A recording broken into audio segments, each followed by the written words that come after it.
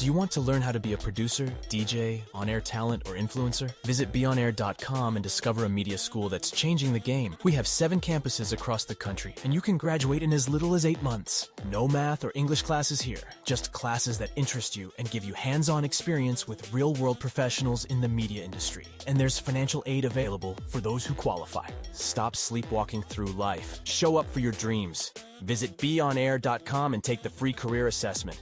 beonair.com.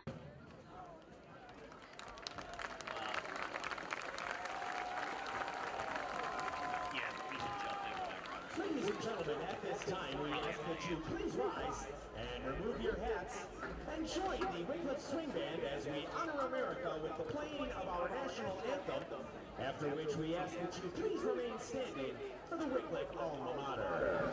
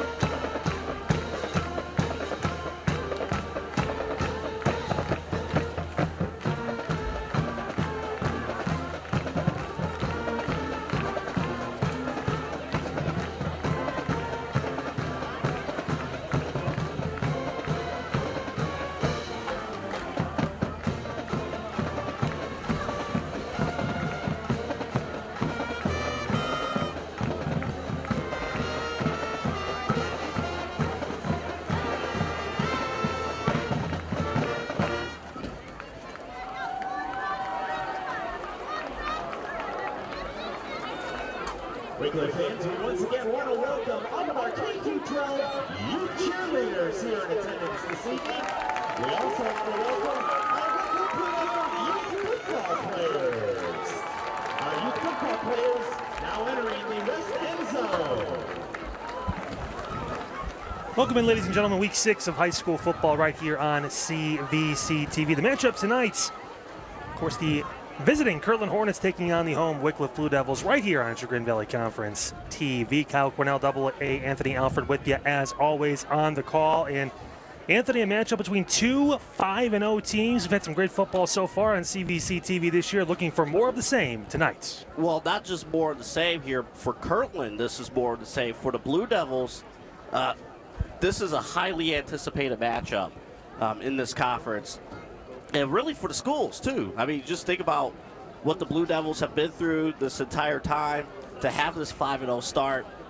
What a season they have had so far. We'll talk about it throughout the night, but there is so much excitement here in this community for this matchup. Well, let's talk about those Wickliffe Blue Devils, the home team tonight, of course, coming off a 38-0 win against Independence last week. It was the third shutout of the season for the defense. They're allowing less than 6 points per game. That's going to be huge tonight. The defense has to show up against this Kirtland offense. Yeah, definitely. And I thought it was telling with the kickoff. The Blue Devils won the kickoff and they deferred.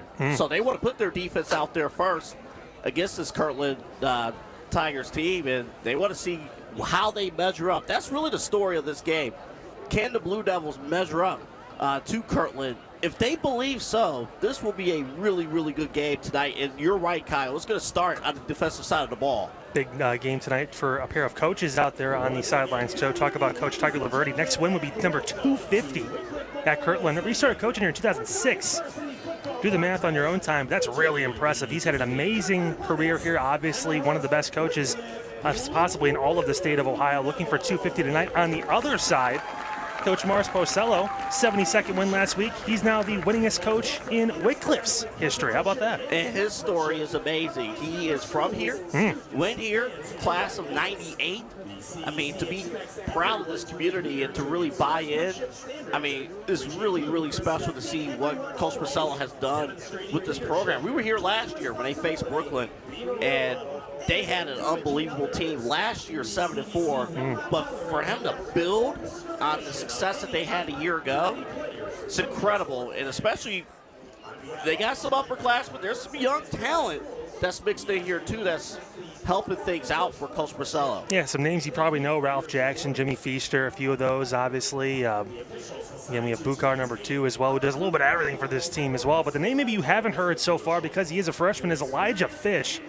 He's the leading rusher on this team, over 500 yards in the first 5 games. He has stood out, and Coach Purcell has told us, speaking to AA, that, I mean, hey, he's just been one of those guys that we didn't really know what to expect, but he came in and played so well, so physical, and he's one of those young guys that have made a difference and propelled this Wickliffe team to that 5-0 start. Yeah, and a backfield that is very dynamic. You know, watching Fitch and, the home broadcast here did a great job talking about Fitch.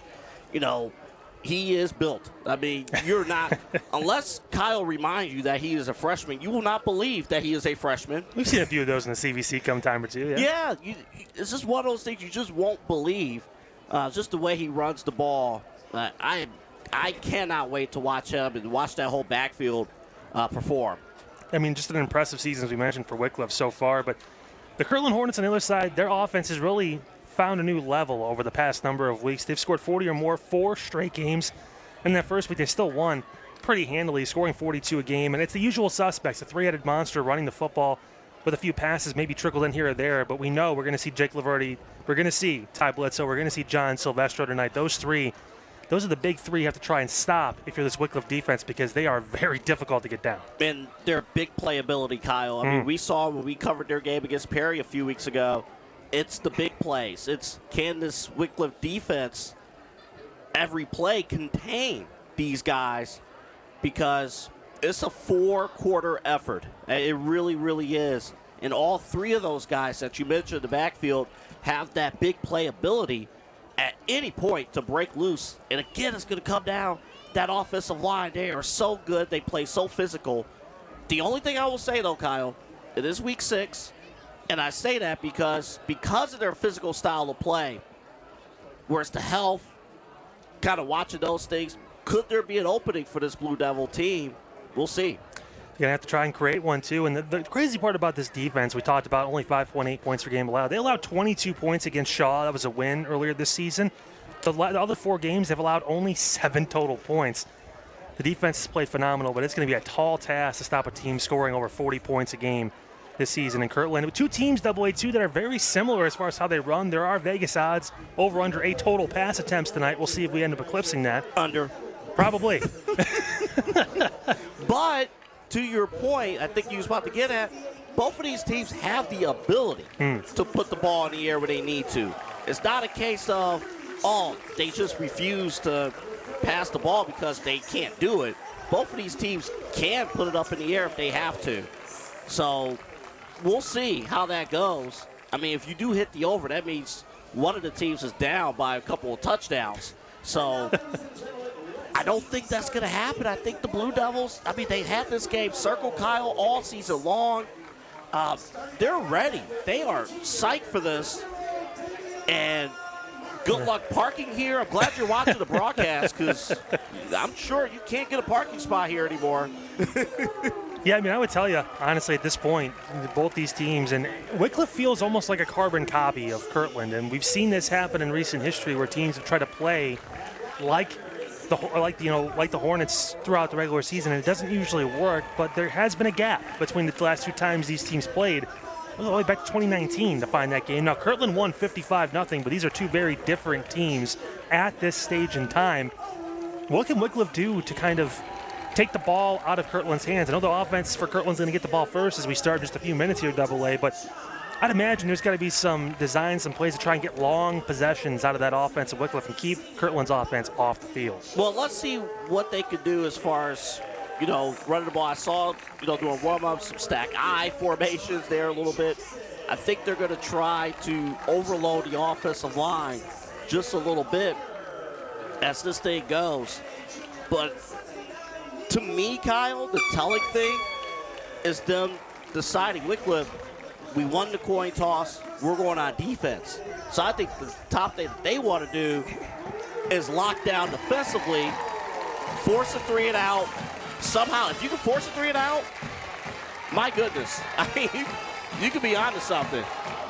To be an important night for both of these teams, obviously. Kirtland trying to keep that momentum and be the stalwart that is the leader of the CVC and what they do every single year. Wickliffe trying to make some waves and shock all of Northeast Ohio in a matchup with 2 teams with similar aspirations and goals. Wickliffe, I mentioned last year, coming off a 7-win season. Momentum for Coach Porcello and company, and we know, obviously, Kirtland, it's usually, hey, if they're not in the state championship, something crazy happened. So excited to see how these 2 teams match up as we just saw the Blue Devils take the field.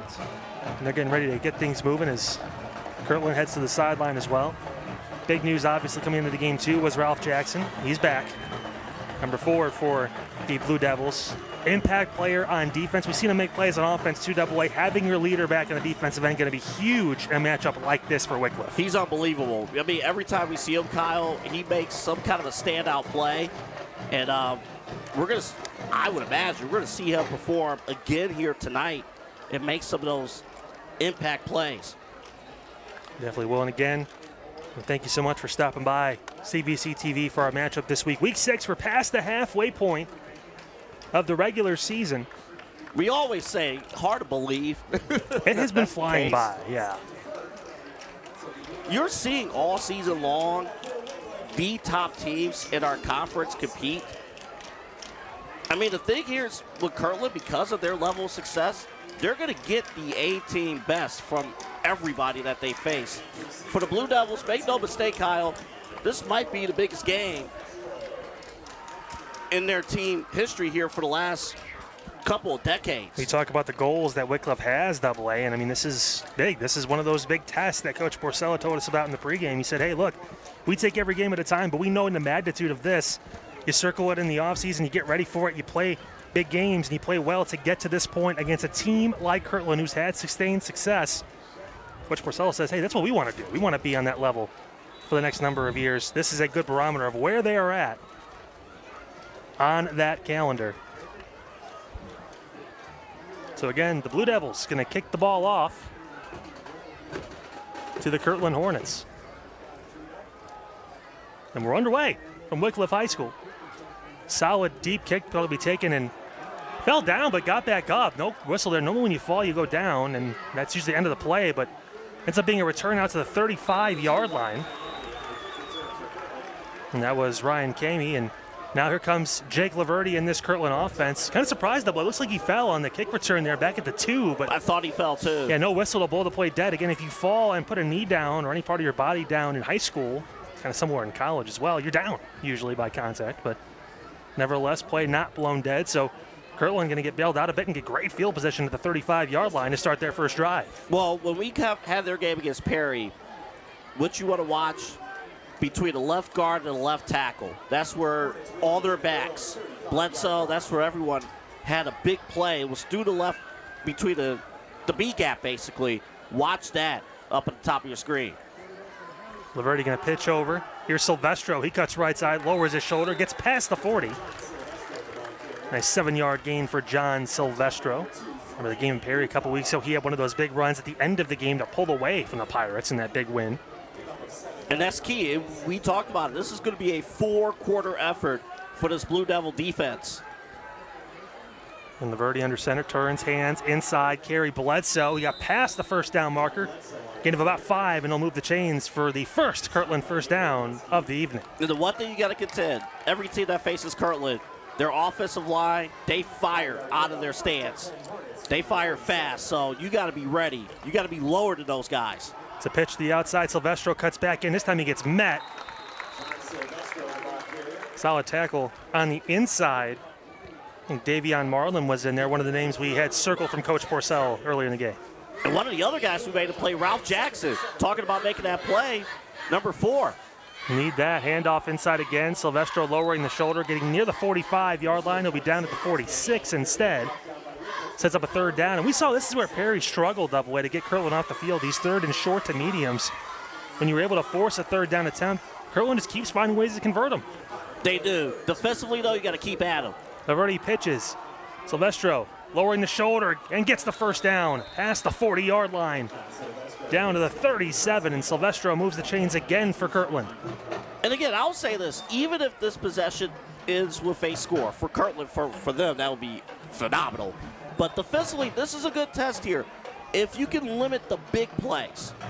We've seen in the past, Kirtland, even after getting the first down, get that broken tackle to secondary and score.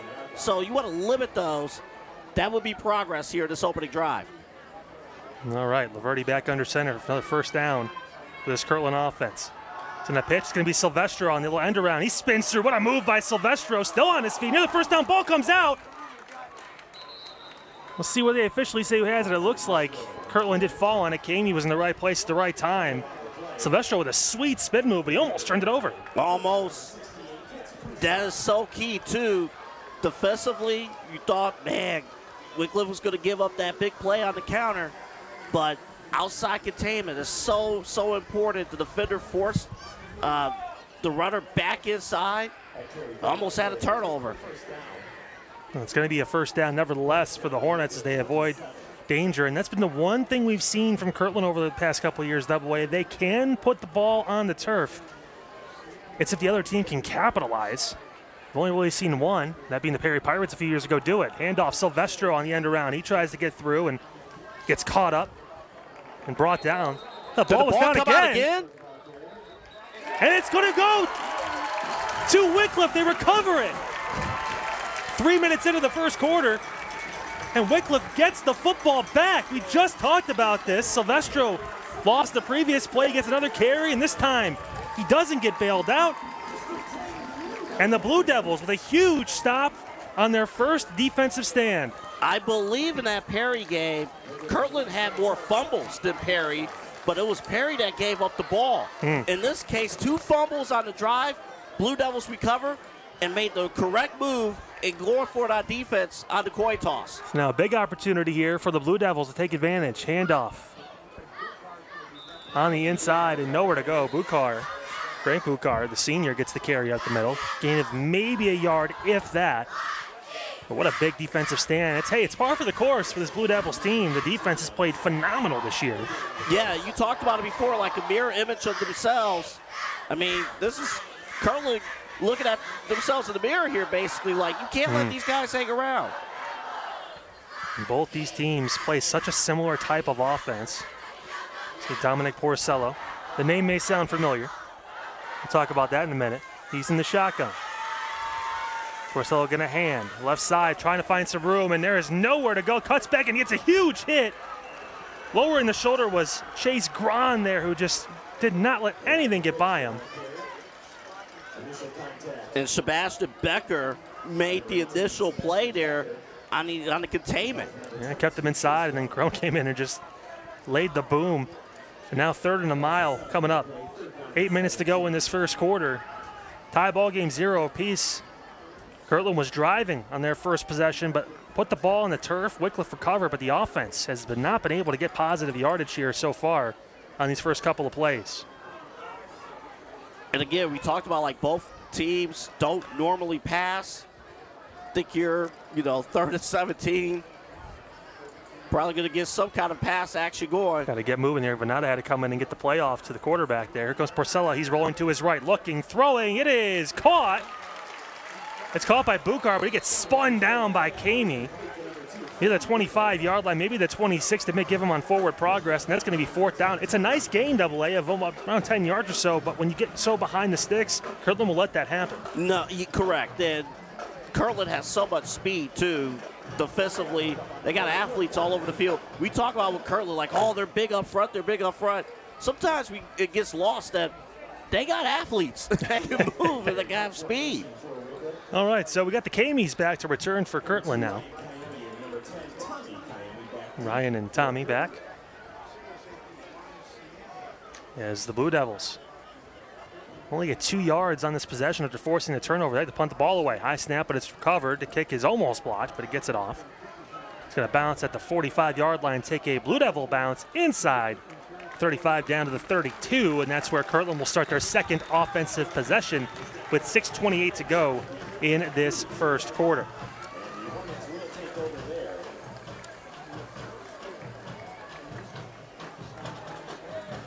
Yeah, playing disciplined football, that's something that the Blue Devils are going to have to do. Kirtland did a great job after the mistake with the fumbles. Again, 2 fumbles on the opening drive of the game. They were able to recover the first one from Silvestro. It looked like a penalty came in late, too, so the ball going to get moved back inside the 30, all the way back inside the 25 to the 21-yard line. So another break for the Blue Devils here at home tonight. You cannot allow all these mistakes to happen if you're Kirtland. I know you get the best every single week from other teams, but the Blue Devils, you can't let them gain confidence in this matchup. Kirtland, possession going to hand off, right side, cutting back through. Tell you, that's Bledsoe. Just put his shoulder down. Ball came out again, and it's almost picked up. It's still loose on the floor, and it's picked up by the Blue Devils. Bledsoe lost the ball on the tackle. You know what? Wickliffe had the ball. Yeah, they're going to give it back to Kirtland. Wow, how'd that? We saw someone come down with the ball with the Blue Devils, but I guess, hey, bottom of the pile, things change. A perfect view right in front of us here at the 50-yard line, and somehow Wickliffe can't come down with the ball, so the run got out to around past the 40-yard line. They get an extra about 8 to 9 yards on the fumble because it went forward. So we are officially 6 minutes into this ball game, and Kirtland already has 3 fumbles.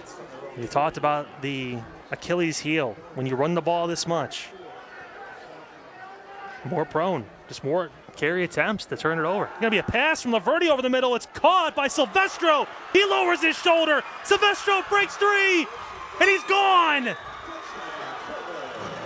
51 yards. Laverty to Silvestro on a surprise pass attempt, and it's 6 early points for Kirtland. And when you talk about a young man who's 6 foot, even 180 pounds, it is so hard to bring that man down.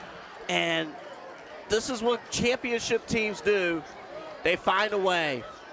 That has to be a killer if you're the Blue Devils, at least early on. Unbelievable completion, a quick pass down the seam. Silvestro caught it in stride, lowered his shoulder, ran over a defender and got in for 6. Play blown dead as the kick was good, but maybe it looks like maybe a delay a game, or was there a timeout? No. Now they're going to say offsides by the defense. They pointed in the direction of Wickliffe there. So this maybe, and usually means the offense will come back out for a 2-point attempt. We'll see. I was going to say, this is actually a big deal because if now Kirtland's going to go for 2, could again impact the score. You don't want to keep chasing, obviously, if you're the Blue Devils. It's going to be very important to get this stop. Well, here comes Laverty back onto the field. So, yeah, it's going to be a 2-point attempt now after the extra point was good, but Blue Devils were offside, so need a yard. Kirtland trying to get up by 8 in the early going here in this first quarter. Laverty turns. Hands off to Silvestro, pushing through, and he carries the defender into the end zone for 2 more points. We're going to have a flag against Kirtland. And another flag came in late behind the play as Silvestro just lowered the shoulder and actually carried the defender about 3 to 4 yards into the end zone, but all for naught. And now I imagine maybe the extra point team comes back out. You might be like, man, what's the big deal with these special teams? But there's a difference. Now, we saw it a few weeks ago, right? We saw Geneva and Hawk and 49-48 the final in that game. You never know when you're going to need an extra point or not. But you even saw there, like, the Blue Devils, they were in position to make the play, but so much strength from this Kirtland team. All right, extra point is up. This one is high, arcing, and it is good. So the score now 7-0 with 5:39 to go here in this first quarter. Kirtland on top of Wickliffe here on CBC TV. And hey, the presenting sponsor for us here on CBC TV is the Ohio Center for Oral, Facial, and Implant Surgery. Doctors Keith Schneider, Don Lewis, and Jill Weber. They handle everything from dental surgery and implants, corrective jaw and facial surgery, and trauma reconstruction. For all of your oral surgery needs, visit the Ohio Center for Oral, Facial, and Implant Surgery website at www.ohsurgery.com. Also want to thank our friends over at Greeny Sports Cars, the largest producer of sports cars trading shows in Northeast Ohio with 5 locations and growing. Their next show, October 10th at Great Northern Mall over in North Olmsted. You can see all their shows online at greenysportscards.com. That's greenysportscards.com. What a response from Kirtland, though. You know, again, the fumbles are what they are at this point. Again, just joining us, they already have 3 fumbles, but only lost 1.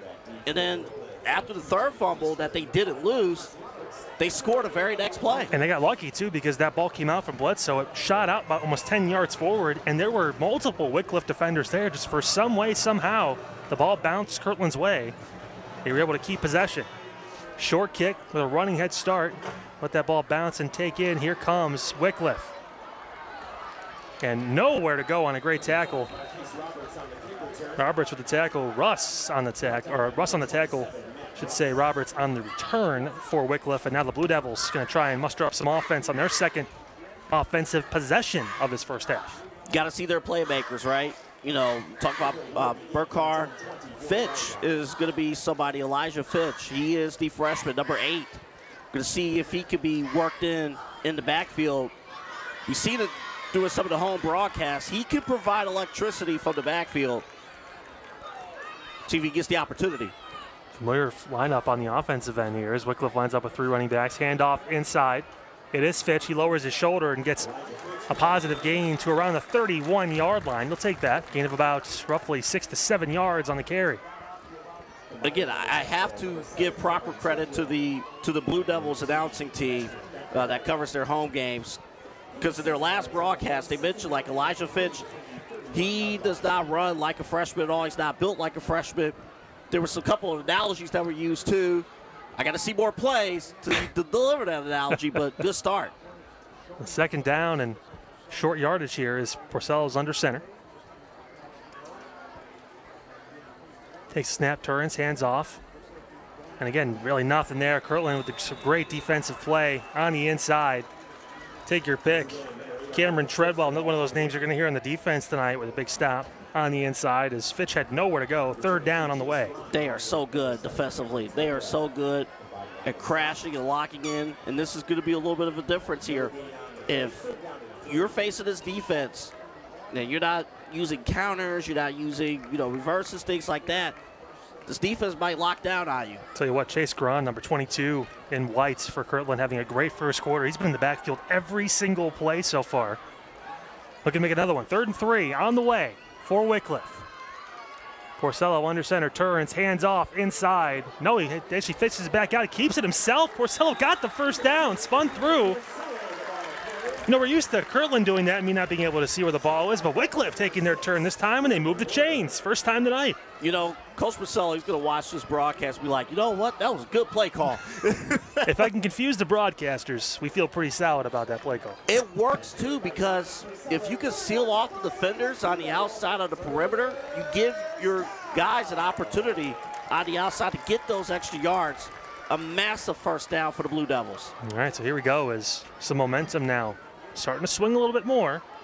Huge touchdown catch on the previous drive for Kirtland. Wickliffe trying to respond. Porcello under center again. Takes a snap. He's going to keep it inside. Nowhere to go. He still found a way to get through and get positive yardage out of that. Wow. Fitch was actually dead to rights about 3 yards behind the line of scrimmage, and he just turned his body to the right and upfield for a gain of 3 to 4 yards. I was ready to compliment Kirtland on the defending the full house backfield, which they did, but man, Elijah Fitch, just the legs. This kid's going to get stronger, too. I mean, this man. We talk about all these different schools and building at the youth ages. We see some of the younger football, talent here tonight too that play across Wickliffe, and we see that obviously every time we go to Kirtland as well. These two teams investing in the future. Again, Elijah, one of those people that are doing it with. Handoff inside, huge run, breaking through the middle and a first down. What a stiff arm. Past the 45, down inside of the 43. What a run by Elijah Fitch. And the blocking was on point up there too, but my goodness, Elijah Fitch just finds a way. His speed, he explodes the moment he gets the football. What a run. These teams have played 5 times since 2007. Kirtland owns all 5 victories. Wickliffe trying to change that tonight. They got some momentum past midfield for the first time in this ball game. 2.5 minutes to go in this first quarter. 7-0 in favor of Kirtland, but now Elijah Fitch starting to get things moving. Again, if you want to have any chance against Kirtland, offensive line, you got to put in work against this incredible defensive line of Kirtland. Porcello under center, fakes the pitch, hands off. The ball is on the deck. It's loose. And Kirtland thinks they have it, and they do. The Hornets have the ball. So for the 4th time in this first quarter, there's a fumble. And this time, Kirtland is able to recover. They've recovered 3 out of 4 of them. And great response defensively. The moment you was talking about momentum, and it was there. And of course, not getting a clean handoff there on the counter, and Kirtland jumped all over it. And it's one of those things when you do multiple different fake handoffs inside. It's a risk. It's almost as risky as throwing passes, just because you never know. Timing has to be on point. It's very tough, but nevertheless, Kirtland now with a chance to try and pull ahead by 2 scores if they can convert on this drive. They fumbled on the first and lost possession. This time, trying to do a little bit different. A little fake handoff now to the inside, and nowhere to go for Bledsoe. Good tackle on the inside by Corbin Haas, another one of those seniors. Not much for Bledsoe. That is not words that I expected to hear. Well, he's got 2 carries. One was a 25-yard run that he lost the ball on and almost turned over. That one was 1, but for playing the law of averages, so far, not too bad. It's not the back-to-back-to-back touchdown runs we saw a couple weeks ago. But very true. The night's still young. 2nd down. Laverty going to pass again short. This one's complete. Had move inside and past the first down marker near the 40 was Ryan Kamey, who was able to make that play on a short little pass, and Laverty looking solid throwing the football in this first quarter. How about it? And this he could throw the ball. I mean, we don't have that many clips of him throwing the football on our broadcast, but he could do it. We do now. Yeah, we do. A couple big ones. He threw the 51-yard touchdown earlier in this quarter, and now with just over a minute left to go in the first frame, he's got his team moving again for the first down for the Hornets. It's a pitch. Silvestro working left side, and they're tugging at that football. Silvestro gets about 4. Well, one of the things that Kirtland does really, really well, among other things, when they do run the ball, after that first contact, again, it's the ability to force your way forward. So even after the first contact, even just now, the tailback gained an extra yard or 2, really 3 yards after contact. This is ability to lean forward. Just keeping your feet moving and your momentum obviously going in the right direction. It's something that they've practiced extensively. When you run the ball as much as both these teams do, you need it. Be a handoff inside, and Bledsoe gets the carry, and this time he moves the chains past the 30 to the 29 for a first down. 20 seconds to go in this first quarter. And the thing that is so challenging when you're facing Kirtland, you can't overly commit to just one facet, right? If you decide to put all your eggs on the outside, then you're going to give up the middle, and the same thing. So that's what makes facing Kirtland so tough for so many teams throughout the run of Tiger Laverty. Looks like Kirtland going to let the clock run out. That's how we end the first quarter. The score is 7-0. Kirtland on top of Wickliffe here on CVC TV, your high school football game of the week. And Kirtland driving. And to transform your property with a fence from R&T Fence Company, family owned for over 36 years, they provided top-notch fence installation services all across Northeast Ohio. Specializing in residential, commercial, and industrial fencing, they offer a wide range of options, including aluminum, vinyl, wood, and chain link. Call 330-626-5170 for a free estimate, or visit rtfence.com. Whether you need a new fence or a custom gate, trust the experts at R&T Fence to deliver quality and professionalism. That's rtfence.com, your fencing solution. Well, so far so good for Kirtland AA. They're up by a touchdown and now driving as we get ready to start the second quarter. Yeah, definitely. And again, the turning point of this game here on CVC TV, of course, Rock Entertainment Sports Network as well. And, man, I'll tell you, the Blue Devils are playing a good game, but Kirtland, they're doing Kirtland things. Of course, this is like a clock-in type of game where you got to execute on everything. Otherwise, this could be a loss, but keep on mixing things up, which is what the Kirtland does. First down for the Hornets. Going to be a pitch here. Silvestro near side. He's running past the 20, gets tackled down inside. The ball came out again late, but it was out of bounds. So another fumble, but again, the ball just doesn't stay in, and the Blue Devils just not getting some of those breaks when the ball hits the turf, which has been very frequently in this first half. And I will also credit Ty Bledsoe because he was the lead blocker on that run. He sprinted out to help make that play. And that's just, those are things that they do. They do very, very well. So another first down for the Hornets inside the 20-yard line early in the second quarter. Trying to take a 2-score lead on this drive. Handoff inside, Bledsoe breaks left side through, and he is in.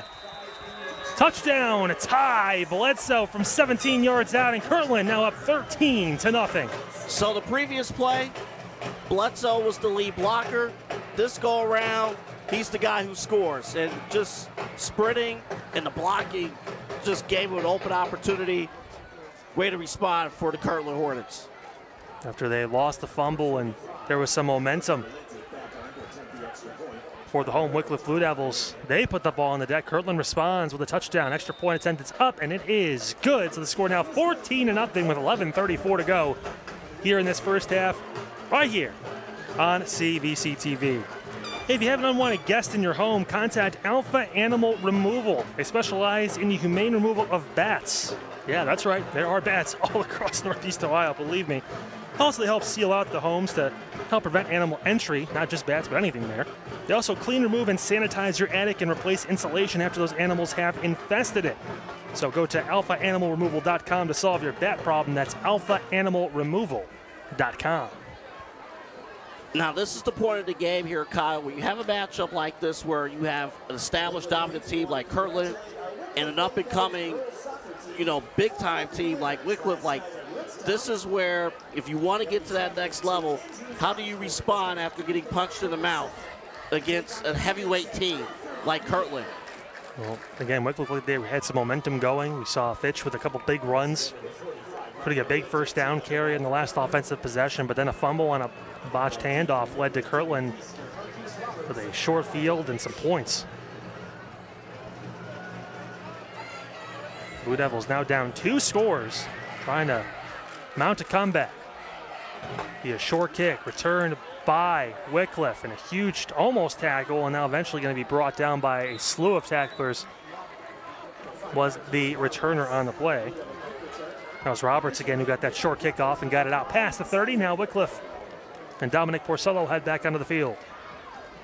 And my goodness, what a story. I mean, both teams, head coach, quarterback, father, son, both teams.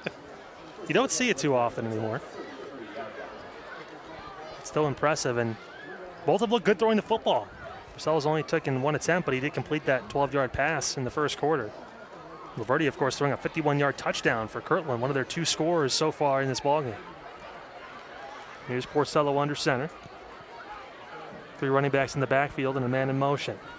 Porcello pitches. Fitch, right side, trying to find his way through, and he gets leveled by Kamey. The Fitch able to get a solid gain, about 5 to 6 yards, second down on the way. I will tell you, you get hit right there, the body of that bit. Man, that hurts. I know you got shoulder pads and stuff, but it's kind of like in between the shoulder pads and the exposed area. Man, that hurts. I think Jackie Moon called it the jejunum. Right in there. Right in there. It's all bad, man. It's just not fun to get hit usually in general. Usually. Correct. Usually. But that's just right in the spot where there may not be padding. You know, Double A is going to put some pads on after the game and head down there, so we're excited for that. Second down. Your handoff. Oh, my. What an amazing stop on the inside. And the ball came out again, possibly. I think Fitch was able to fall on it immediately, though, as he just got blown up in the backfield. Yeah, that was Vince Prusak who got back there. Also saw 11 Howie Ayers that was in on the tackle, too, at the end there for Kirtland. Prusak got back there like the moment you looked up. Pretty much right away, which is tough. And now, again, the offense put behind the sticks here for Wickliffe. Third down and, you know, roughly, I want to say about 13 to 14 yards here with 10 minutes to go in this first half. 3 running backs in. It's going to be a fake, a pass. Porcello looking. He's rolling. He's throwing inside. That's caught near the 45-yard line. And if forward progress should give a first down.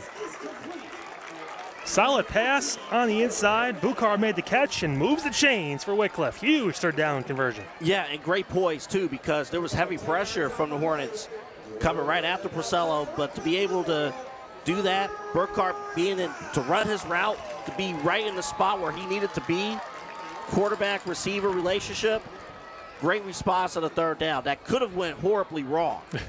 Tell you what, Porcello fired that ball in there. He's got a cannon. Expect to see some more of that here as we move through. Only a sophomore, so plenty of time to develop your quarterback, too. It's first down, approaching midfield are the Blue Devils. Handoff is going to be actually capped again by Porcello. He gets past midfield. Fitch, great job on the fake. And Porcello gets about another 5 yards. He sells those handoffs, those fake handoffs, so well. Thought Elijah Fitch was going to have a big, game.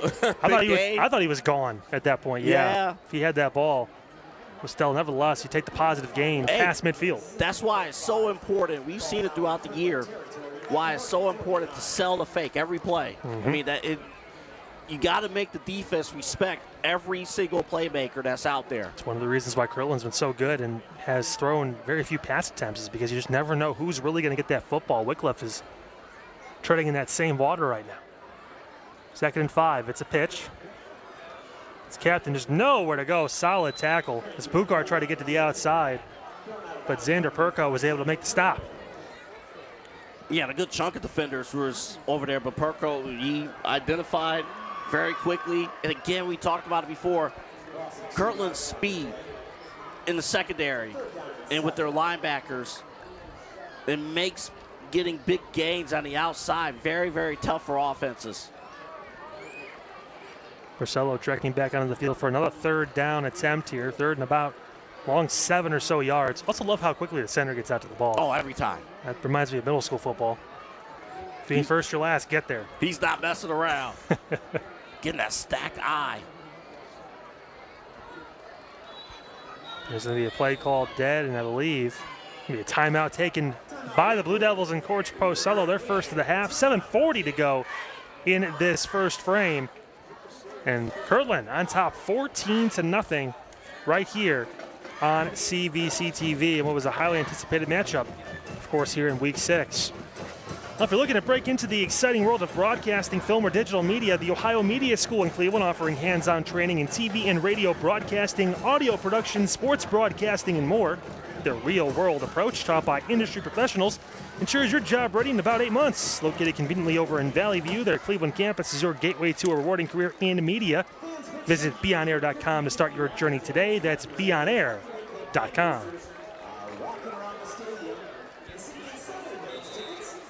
Of course, can't wait. See how this one plays out, of course. For those watching live here on a Friday night, you can watch this game on the Rock Entertainment Sports Network, 3 o'clock Sunday afternoon. Channel 22.1, Spectrum Cable 979. Third down on the way. Porcello's going to pitch. It's going to be a pass. Looking, throwing over the top, taking a shot. And was he out? He should be out. I think he was out of bounds.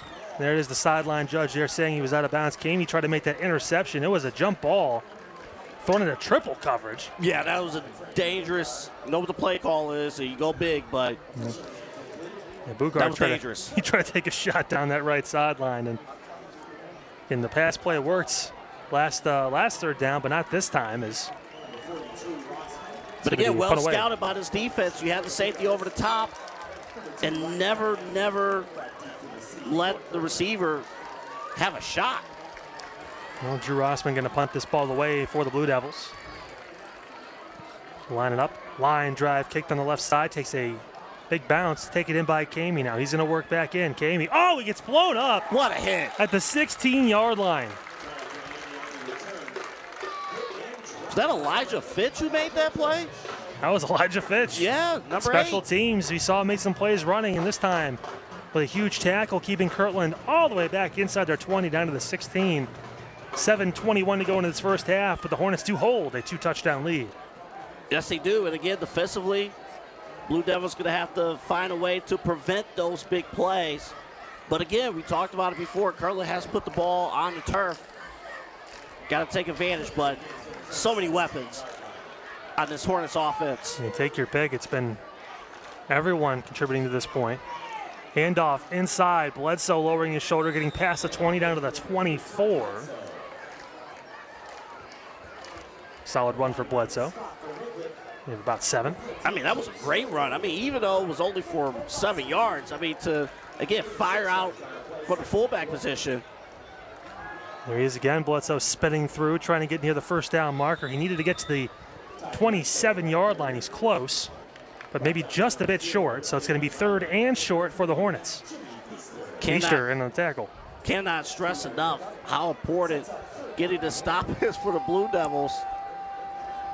It'll be quick, and Laverty going to keep it and just move those feet and get the first down.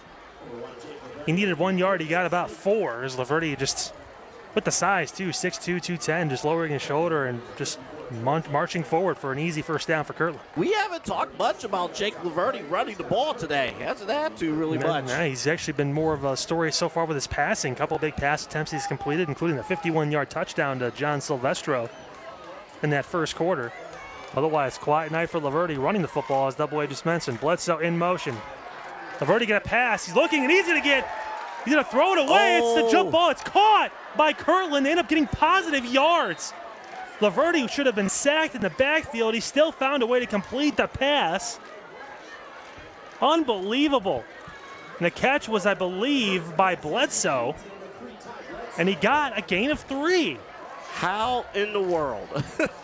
Unbelievable. It was a free rusher, and Laverty was dead to rights. I've said that a few times tonight with a couple different people on both sides of the football, but found a way to get the ball out. Bledsoe made the catch and turned a loss of maybe 8 to a gain of 3. Wow.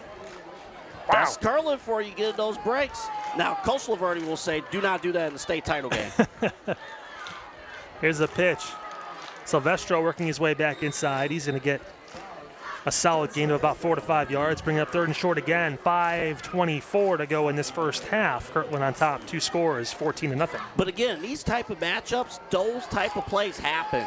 And from a Blue Devil standpoint, how do you handle things from a momentum standpoint, even if things go right on your side, but still complete a pass? The toughness of Jake Laverty on display as the timeout's going to be taken, I believe this time by Coach Laverty. Bit of a miscommunication at the line of scrimmage. 5:03 to go in this first half. Kirtland facing another third and short. Up 14-0 here on CBC TV. Now, to tell you, Kyle, how even this backfield really is. John Silvestro comes into today's game, 608 rushing yards. Jake Laverty, make sure I read that right, 606 coming in. I was making sure the 8 and the 6 was different. And Ty Bledsoe's not far behind either, both of them, too. He's had over 500 yards, I believe, in the first 5 games as well. So he's been just fantastic.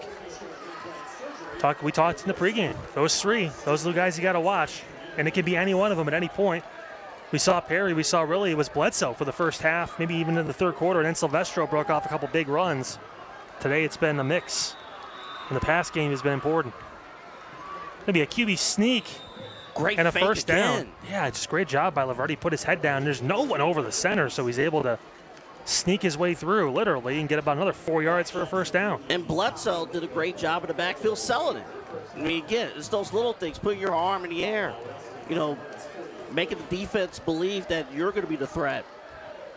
Before you figure it out, give up the first down. Such a tough ask to try and stop this Kirtland offense. Wickliffe trying to rise to the occasion. Laverty again going to throw to the outside. That one's caught. Breaking through gain of about 6 to 7 yards. Ryan Kamey again with a solid catch. Again, it's just 4 for 4 for Jake Laverty in this first half. He may set a record if he keeps throwing these passes, I'll tell you what. I think he's setting a CVC TV record, a personal record.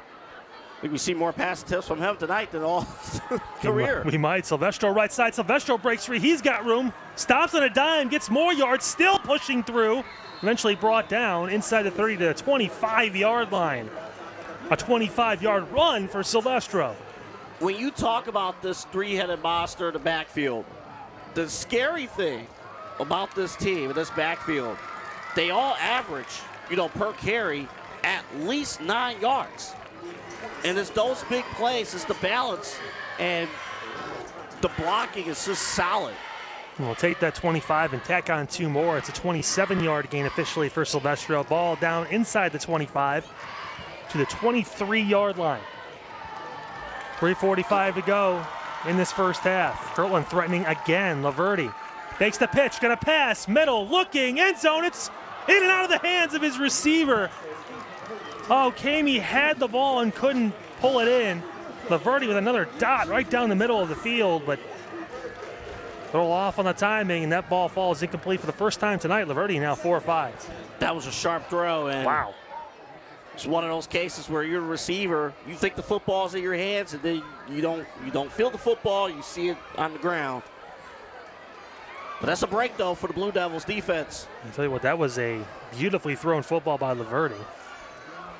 He's been showing that off tonight. Silvestro, another carry. He breaks left side. Silvestro, it's a foot race to the end zone, and he's in.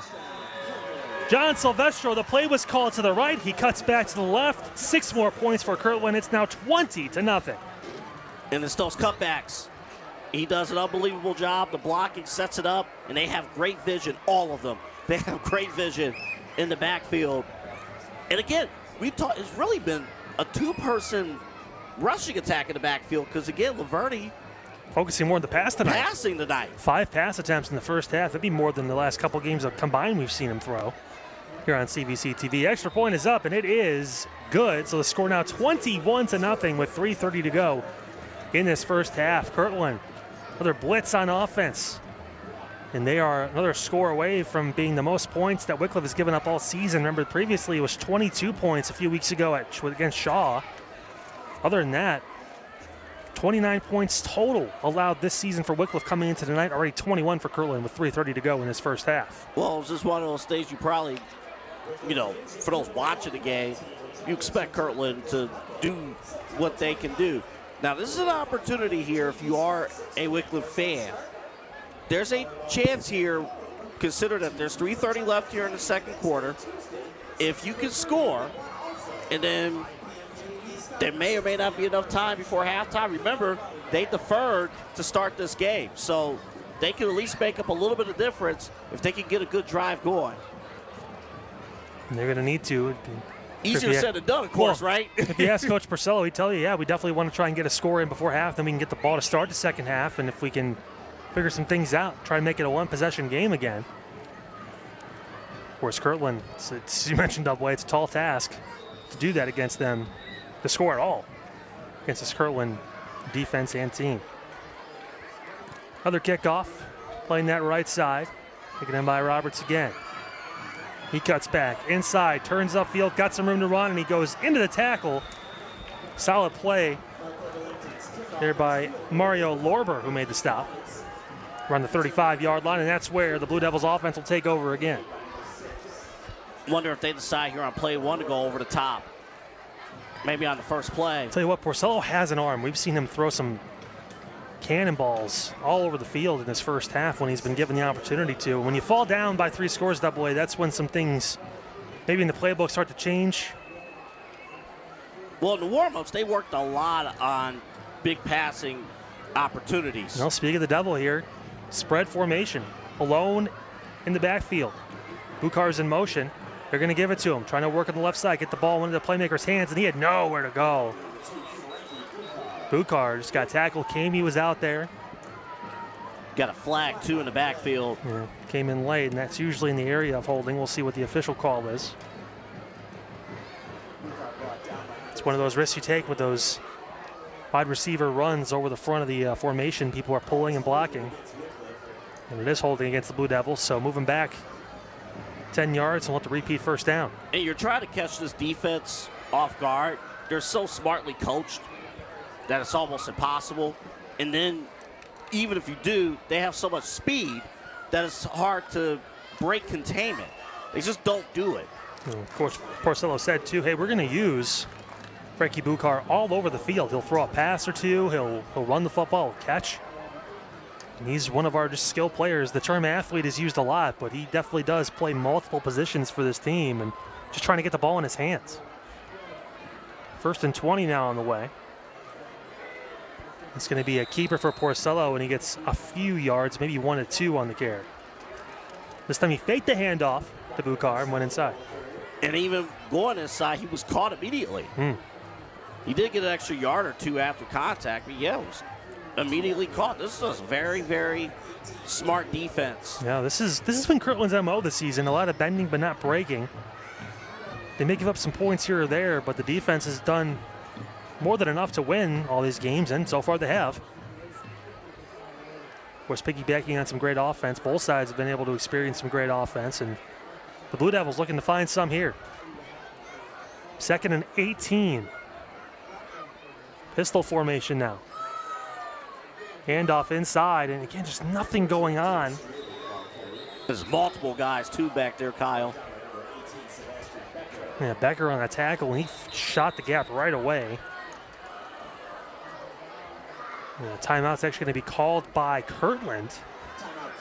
Yeah, they got the time now, Kyle. Yeah, they want to try and get the ball back maybe. It's going to be 3rd and 17 with 1:55 to go, and yeah, Kirtland, I believe, still has one more. So they could stop the play here again, and we know they've got the home run ability to, try and get one more score on the board. I think, obviously, Coach Laverty's thinking, too, hey, we don't get the ball to start the 3rd quarter like we normally would want, so we're going to try and steal a possession here at the end of the first half to just make our lead a little bit more comfortable. Oh, you have to. I mean, you have to. The defense, credit this defense for giving you the opportunity to do that. And they are limiting, they have basically contained and shut down this Blue Devil offense and forcing them to do things that are uncomfortable, that they're simply not used to. But this is what Coach Porcello wants, right? This is what, if you were an observer of the Blue Devils team, you want to see where you measure up here.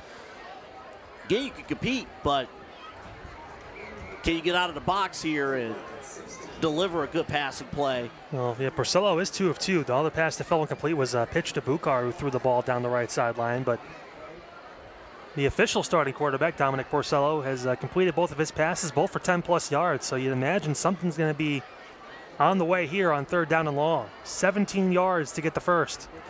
Porcello looking, fakes the screen, going to take a shot down the right side. He's got a streaky receiver, and it's incomplete.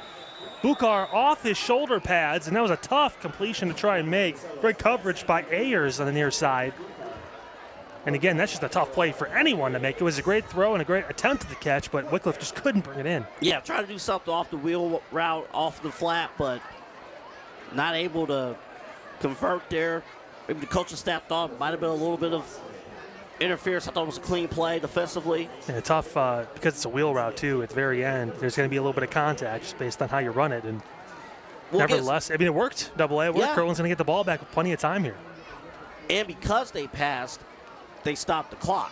So Kirtland still has that timeout to use. Well, they sent everyone trying to block that punt. It's going to be a shorter one. That ball is going to go out of bounds near midfield with 1:45 on the clock.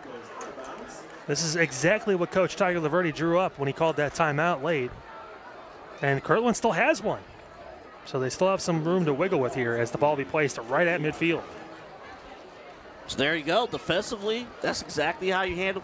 And to go back to that big third down that was stopped, if you're the DB, if you're not playing the football, then that would have been a penalty. But he played the football. He did the things that you need to do there on the island and made the stop that was needed there for the defense. And Kirtland's offense again with another opportunity.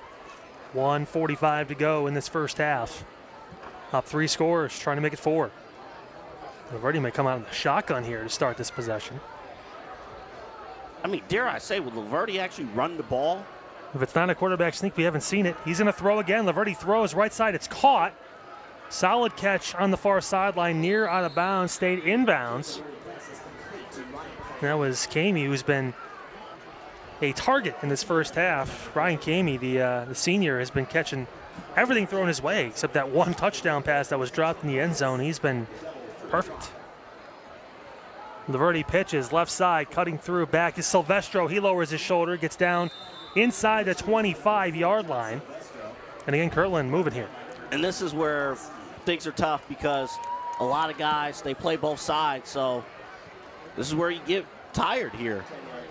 And Kirtland known for just wearing people out. Now you're seeing them throw the football too. It's 6 pass attempts in this first half for Jake Laverty. He's DBs completed are 5. giving them the cushion. Yeah, they're definitely giving him the space to do it. Another pass attempt coming from Laverty. He's going to throw middle, and that one is tipped. And almost intercepted. Yeah, shot down the middle. Jaden Johnson was there.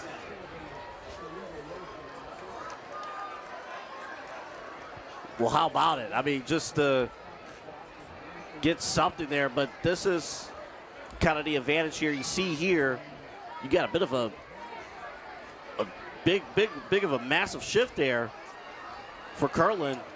A lot of guys subbing in. Get some fresh bodies out there. 1:05 to go. Laverty going to hand inside, breaking through is Silvestro, still on his feet. Silvestro breaks left side. No flags, he's in. John Silvestro takes it all the way. 27-0 Kirtland. Silvestro was down 2 different times on that run, stayed on his feet. He does it so well. 6 more points for the Hornets. And we mentioned it too, like, again, Kirtland brought in a few fresh bodies up front. I know Silvestro went the other way, but you didn't get pressure on the right side and a big score. The extra point attempt on the way here from Marco Valentic. And it is good. So the score now 28-0. 56 seconds to go here in this first half. Double A, if you're Coach Porcello and company, what do you do in these last 56 seconds? You do get the ball to start the second half, but do you try and make some big plays here at the end of the first to just build some momentum? Or do you just take a knee? See how your first play goes. If it's not successful, get it in the locker room. Okay. I think right now, again, I think this Blue Devils team, they're doing some things right. A lot of things, though, is mental upstairs. We talked earlier in the game about the fumbles that Kirtland put on the ground, but they couldn't recover, the Blue Devils. But, yeah, I would say here, Kyle, see if they can go big on this first play, see if you can get a good game. Even this kick return, kind of see where things go. But you can read the team. If you need to get into the locker room, go ahead, make your adjustments. Both these teams coming into this contest 5-0, but Kirtland has been able just to run roughshod here on the road. Wickliffe just trying to find answers. What has been an aggressive physical passing game today too, as here comes Feaster. He breaks in the middle. Big hit. Feaster staying with the play and gets past the 35. 49 seconds to go in this first half. And again, Wickliffe starting past the 35-yard line, so not bad field position to start AA. Yeah, so you got great field position. Got 2 timeouts as well.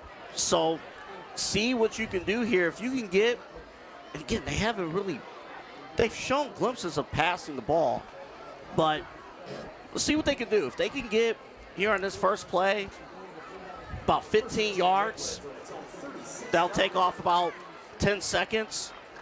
Again, you can use one of your 2 timeouts. Give yourself an opportunity. That's all you want to do. They're going to line up in that stacked I again. Porcello under center. Turns, hands off, Fitch inside, and again, just not much there. Maybe 2 yards on the play as the clock will continue to run. But again, I respect this decision too. If you feel, you know your team, you feel, hey, it's probably just a good idea just to take it to the locker room, that's fine as well. Maybe you do a safe handoff again inside, and just if he breaks it, he breaks it. If he doesn't, you're okay with just moving into the half and strategizing for a second half. And this offense for Wickliffe averaging nearly 35 points a game, but they have been held scoreless so far in this one.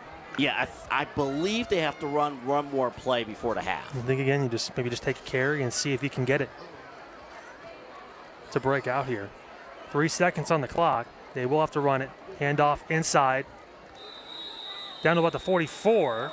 Oh, there's going to be a late flag. Oh, there was a hit at the end. It was here at near side. A little extracurriculars from Kirtland. And that personal foul, I believe, is going to give the Blue Devils a free play. It should, because the play usually can't end on a penalty. So if it's a 15-yard penalty, that ball would get moved to the other side of the 50. Do you trust Porcello to launch one? You have nothing to lose. Yeah, at this point, yeah, you're going all out. Ball's going to be placed all the way down. They're still walking it down to the 40-yard line. So this is an opportunity. That was not a good decision. No, just a late hit that obviously has resulted in the ball getting put down. And I'd imagine maybe you call a timeout if you're Coach Porcello and company to talk through something and then go for it here and take a shot. I think you're spot on. I think you call your timeout, see how the defense is going right now, but you're going to be at the 40. You have an opportunity now. Again, that is something you cannot do if you're Kirtland. I know they're up big, but that happened after the play too. Sometimes you don't hear the whistle, but well, this could be a big turning point in this ball game. It's 28-0 right now, but Kirtland, with a personal foul, has gotten the ball on their own 40-yard line. As the home Wickliffe Blue Devils trying to make one more big play. They've got an untimed down here due to that penalty. And remember, they get the ball to start the second half. Yeah, you want to give these guys a shot, so protection's got to be good, and you just need to launch that ball towards the end zone and hope someone comes down with it. Maybe you do a hard count, too. Well, Porcello just going to take it. He's going to have to step up here. He's moving to his left, under pressure, and he pitches the ball. They're going to say it was incomplete. Out of the tackle box, too. Yeah, so that's going to be the end of the first half. The score is 28-0. Kirtland doesn't let him get a true play off there, and they hold a 4-touchdown lead as we head into halftime. Double A, your thoughts in the first half? Obviously, for Kirtland, a phenomenal first half. When you have a hot team coming in like Wickliffe, you want to handle your business, handle your responsibilities. They have done that. Their backfield's been amazing. And again, it's not often we say this. We're seeing Jake Laverty passing the football. I mean, I like what I see there from Laverty and all the receivers. And then for the Blue Devils, yeah, you want to know where you stand. This second half is going to be very telling. You're going to have to see what adjustments they make. They will start with the football on the other side. So see how this third quarter, see how they can start and go from there. Yeah, tough physical team. Coach Porcello telling us, hey, we may get punched in the mouth, but we're going to try and respond. We'll see if they can do that on the other half, on the other side of this halftime break. Enjoy the bands, folks. Back with some more recap and the start of the second half here from Wickliffe High School after this.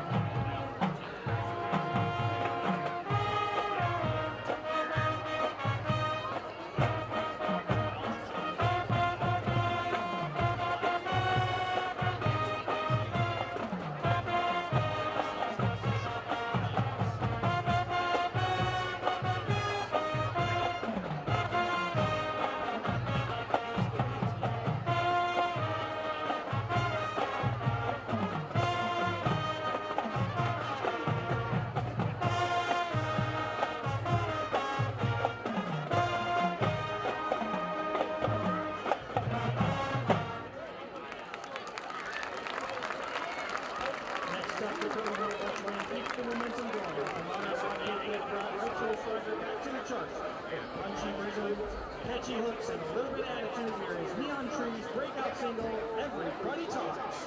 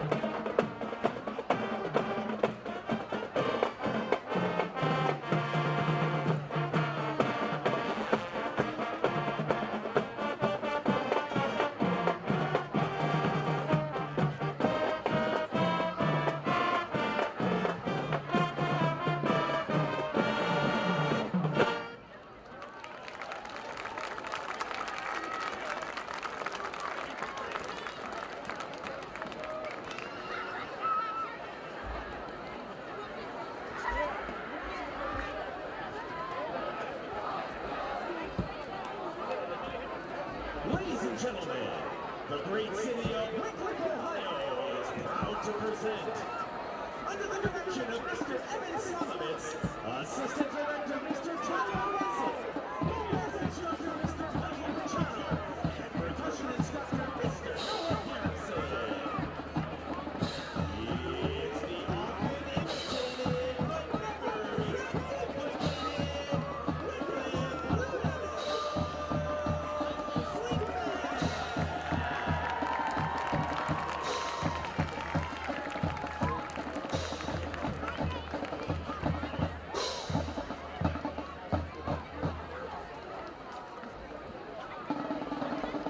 And now, the 2025 Truck Majors, Emma Suya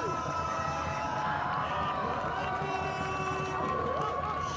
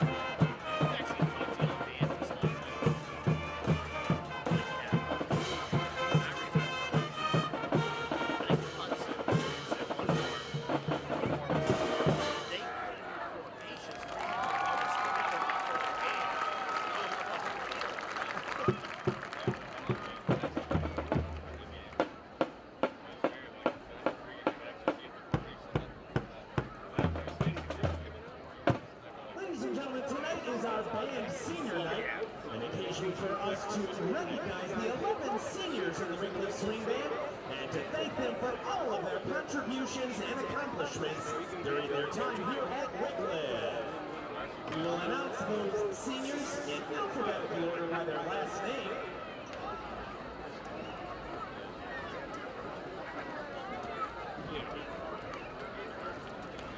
And we begin with Nathan Searle.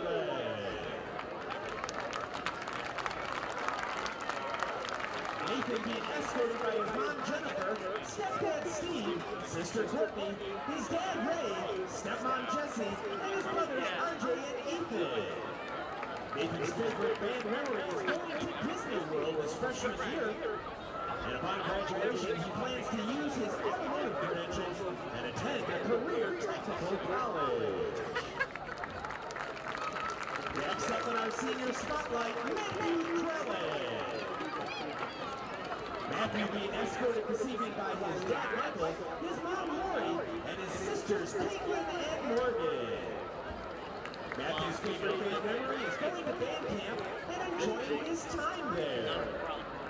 After high school, Matthew plans to work for a bit and then to get into welding. Next, we feature Victoria Crosby. Victoria being walked across the field tonight by her mother, Kirtland, her brother, Isaac, and her grandfather, Robert. Victoria's favorite band memory, attending the post-concert potlucks with the Piccolo section. After graduation, Victoria plans to attend a four-year university to major in medical laboratory science. When you start, like, breaking down, kind of like sports opinions. And now it's Alyssa Davis. Players that are younger than you. Alyssa being escorted by her mother, Tracy, her father, Fred, Not even interested. her sister, Ayana, and her sister, Aria. Younger than me and is doing way more. Alyssa's favorite band memory is getting ready with the majorettes before the games during my freshman and sophomore year. Alyssa plans to attend a four-year university and major in music education.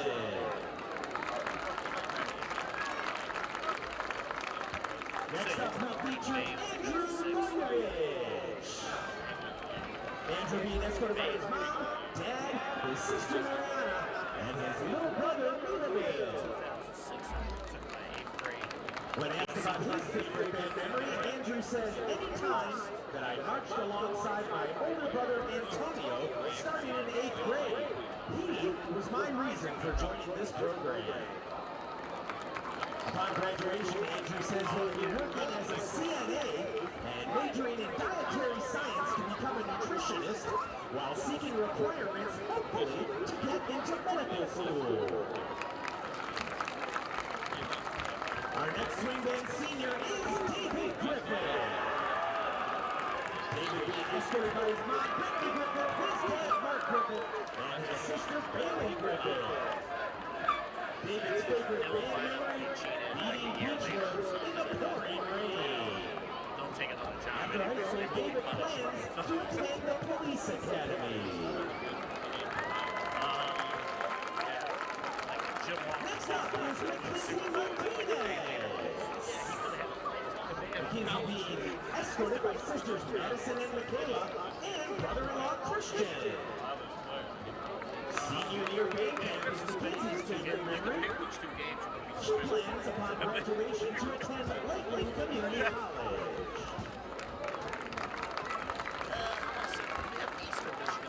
Our next 12th grader, Brendan Roach. Brendan being escorted by his mom, Kathy Roach, his dad, James Roach, and his grandpa, Larry Saxton. When asked about his favorite swing band memory, Brendan says marching Aquarius with my brother on the alumni night. Upon graduation, Brendan plans to attend college and then join the Army. Next up, we spotlight Emma Soya. Emma being escorted by her mom, Melissa Soya, and sisters Natalie and Abigail Soya. Emma's favorite swing band memory, she says, when Slom and Rachel joined me and Ryan during meals during most of band camp junior year.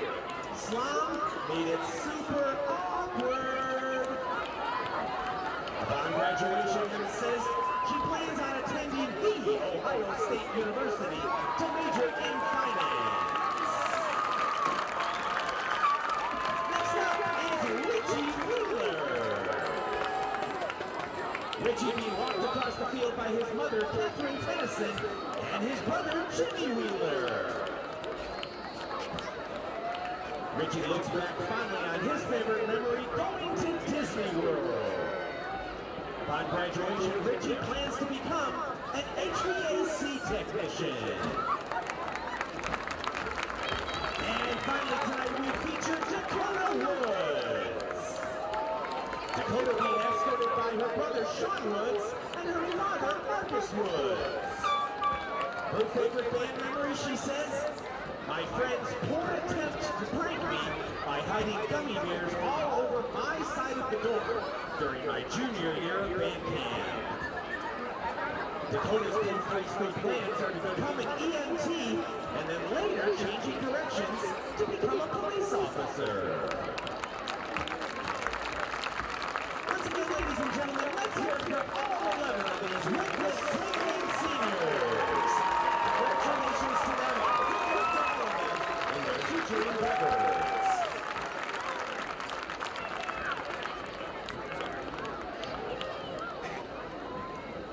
While the band gets back together, we do want to extend a heartfelt thanks to our sponsors this season. At the diamond level, Ken Ganley Subaru Wickliffe. At the platinum level, Call of the Wild Fund. And at the gold level, D. Donato Tech Service Incorporated. We thank all of them for their very generous support of the Wickliffe Swing Band. All right, friends, let's keep the music going now as the Swing Band performs Katy Perry's Last Friday Night, TGIF.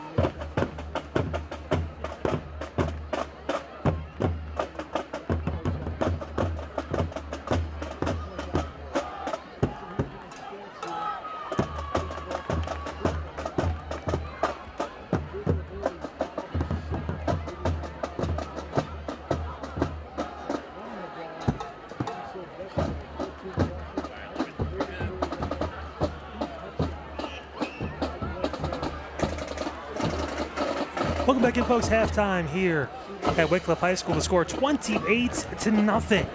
Kirtland on top of the Blue Devils right here on CVC TV. Some first half numbers for you. Unofficially, Kirtland doing what they do best. 212 yards rushing on the ground.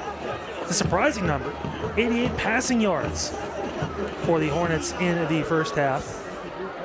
And again, as we get near the start of the third quarter, an impressive first half double-A from Kirtland offense. It seemed like they could do no wrong other than a few fumbles to start the first quarter. Yeah, once they got past the fumbles, Kirtland was on the road. I'll give you one other surprising stat to add on to the passing. 5 pass attempts. For this, 5 completions, 7 total attempts. Yeah. For this, 7 might be a record we've seen for this from Jake Kirtland Laverty. offense. Yeah, Jake Laverty could deliver. I'll tell you what, though, offensively, especially in the second quarter, where Kirtland scored 21 points, every way, shape, or form, they were able to move the ball at will down the field.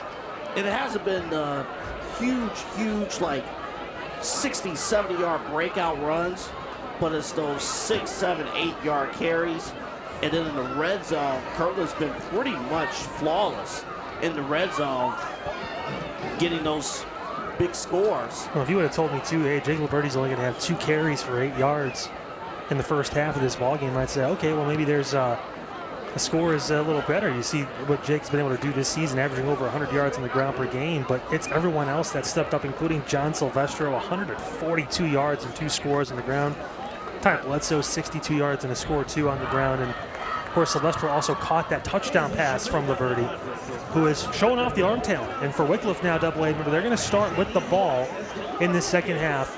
Down 4 scores. We talked about how they kind of approached the end of the first half. What's the mindset for Coach Porcello now as they try to get back into this ball game to start the third frame? Well, again, they got some good pieces. Of course, one of the guys we liked in the first half, Elijah Fitch, but Kirtland's been able to contain him a little bit, except for big plays. Can they come out aggressive?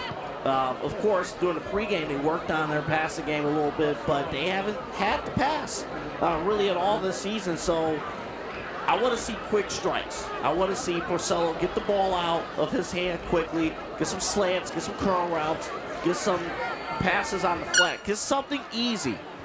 Something easy. Again, this defense is looking to make plays. This Kirtland defense is looking to make plays on the perimeter on the outside. So if you can get something quick, get some positive momentum, that's how you start things if you're the Blue Devils. We saw Liberty take advantage of the space they were giving on the outside to his receivers, mainly Ryan Kamey, who has a bunch of those catches in that first half. If you're going to give 10 yards of space, yeah, run some short curl routes, some quick slants, get the ball out quick, and get some positive yardage, and put Kirtland's defense on their heels if you're going to take that, I guess, opportunity in the second half. But we know Wickliffe wants to run the football. Exactly, and sometimes you have to use the pass to open the running lanes up. They have to find a way to open up those running lanes and getting those short passes, high percentage short passes. They had success. They had a play with Burkhart earlier in the game where they ran curl, rolling out. I don't even know if you want to just mess around with rolling out. Just, you know, something quick that can get the ball out of Porcello's hands. Those short passes will open up the running attack that this Wickliffe team wants to do. Yeah, normally it's the other way around. You say, hey, we got to run to set up the pass. But in this situation, Wickliffe has just been stymied. Only 60 total yards of offense in that first half for a team that does average 35 a game. The defense, of course, had only given up 29 points the entire season through 5 weeks. They've given up 28 in quarters 1 and 2. It's going to be a full team effort to try and get back into this one against the defending state finalist in Division 6. And I think, Kyle, you just said it right there. I mean, there's a lot of X's and O's adjustments that Blue Devils, I'm sure the coaching staff, this is an unbelievable coaching staff last year. They finished 7-4, the Blue Devils. But I'm sure a good chunk of the halftime was just mentally, right? You got a Kirtland team, top of the food chain here, this Kirtland team, the number of state titles. You had this game circled coming into the season. Where are you? Where's your head? If you're the Blue Devils players, are you still in it? Can you get a good drive going? Can you mentally be there? Can you encourage your teammates when things don't go right? Or are you going to fold? That's what this second half, whether they win or lose, that's what this second half is about. Well, Roberts, Fitch, and Feaster are all back. And Kirtland will kick the ball off to start this third quarter. And what has been all Hornets, hey, they've had a few moments. Wickliffe made some plays. They got the ball past the midfield marker 2 different times in that first half, but just stalled out. 1 turnover, and then the play at the end of the first half where there just really wasn't a play. It have, Porcello had to flick the ball out and couldn't even take a shot towards the end zone to try and make this a 3-score game. But now an opportunity to start the third quarter strong, and it starts with the kick return double. It does. Now, we've been seeing here this Kirtland team, they've been directional kicks. And trying to keep the ball away from Fitch, away from Feaster if they can. They've been kicking towards Roberts, the near side of your screen at the lower right corner for most of the first half. We'll see if they continue that here in the second. As we're underway in the third quarter. This one actually going to go in the direction of Fitch. He's going to take it at the 15. Elijah Fitch, he's turning upfield. Fitch has room to run, gets near the 40, and that's where he'll get stopped. The speed of the freshman on full display. And that's why they've been trying to kick away from him for the entirety of the game. One play, he can get things going. And again, I will assure you that will probably be the last time the ball comes his way from kickoffs. Yeah, I'd imagine Coach Laverty said, all right, we tried it once, not doing it again. So here we go. First down and 10 at the 41 is where they officially spot it. Great starting field position in this third quarter for the Blue Devils as they try to work their way back into this contest. And again, everybody's sprinting up to the line. Porcello turns, hands inside. Mitchell, or Fitch rather, still on his feet.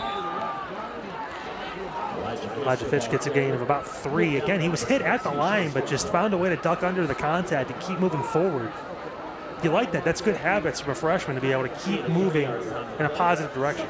But I will add, though, too, you want to make sure that ball's covered up, though, with those extra. It looked like it was a little bit exposed, and that defense is going to come. They're going to try to strip that ball away. Here we go, second and long. On the way for this Blue Devil offense. It's a keeper, but Porcello, he fakes it out and gets past the 45 down to about the 46.5, almost 47, so another 2 to 3 yards. Third and manageable on the way for this Blue Devils offense. And again, stay with their bread and butter, of course. Again, try to sell the fakes. Again, this is a mirror image of each other, you know, both of these offenses. But again, I'm very curious here at this third down. This is where you could see a curl. This is where maybe you could see that rollout, maybe to the strong side, get a high percentage play on the flat. Both teams haven't been shy. They will throw the football if they need to. Kirtland's been doing a great job, and Porcello, besides that flick, completed both of his pass attempts in that first half. Third medium, it's a pitch. Buchar, right side. He's going to get chased and brought down behind the line of scrimmage. Bledsoe on the defensive end, showing the speed there, catching up to Buchar, and forces a fourth down and about 8, and here comes the punt unit. And Bledsoe read that immediately and did not second guess. We see his speed on the offensive side. He always makes defensive plays too, but man, not letting go. And a 3 and out. Just Kirtland defense handling business. Now Rossman going to punt this football away. The Blue Devils were able to move it a little bit, but not much, as Kirtland's defense holds strong to start this third quarter. Rossman almost got that one blocked. It's going to be returned, and shaking away one tackle is Kamey. He's working towards the bottom of your screen. He turns the quarter, and Kamey gets down to the 40. Buchar tracked him down and got him out of bounds, but what a game it's been for Ryan Kamey. A big return. He avoided that first gunner coming right at him, and then it was just green pastures in front. Playing with fire. Playing with fire, of course. A double-A special team school says just call a fair catch in that one, but actually, my rule would be get out of the way. Don't even touch the ball. Yeah. Don't even touch, but hey, you know, if you're going to make that decision, be confident in it, which he was, and then just take off. And don't second-guess your decision-making. Yeah, great pressure, too, on the punt to force a rushed punt. All right, here we go. Kirtland's offense led by Jake Laverty. Emphasis on the quarterback. Only 8 rushing yards in to that first half. Passed the ball extremely well, and he starts off looking for a pass. Throwing. He's got a receiver open. It's Kamey. It's caught. Kamey on the far sideline going to get pushed out of bounds past the 35. More of the same for Jake Laverty, opening with a play-action pass and a wide-open Kamey. And you almost have the feeling this is the type of game. This is the type of game where Kirtland wants to make a statement to everybody else in the division. It's like, look, listen, you can, you know, we can throw the ball in the air and drive the ball down the field.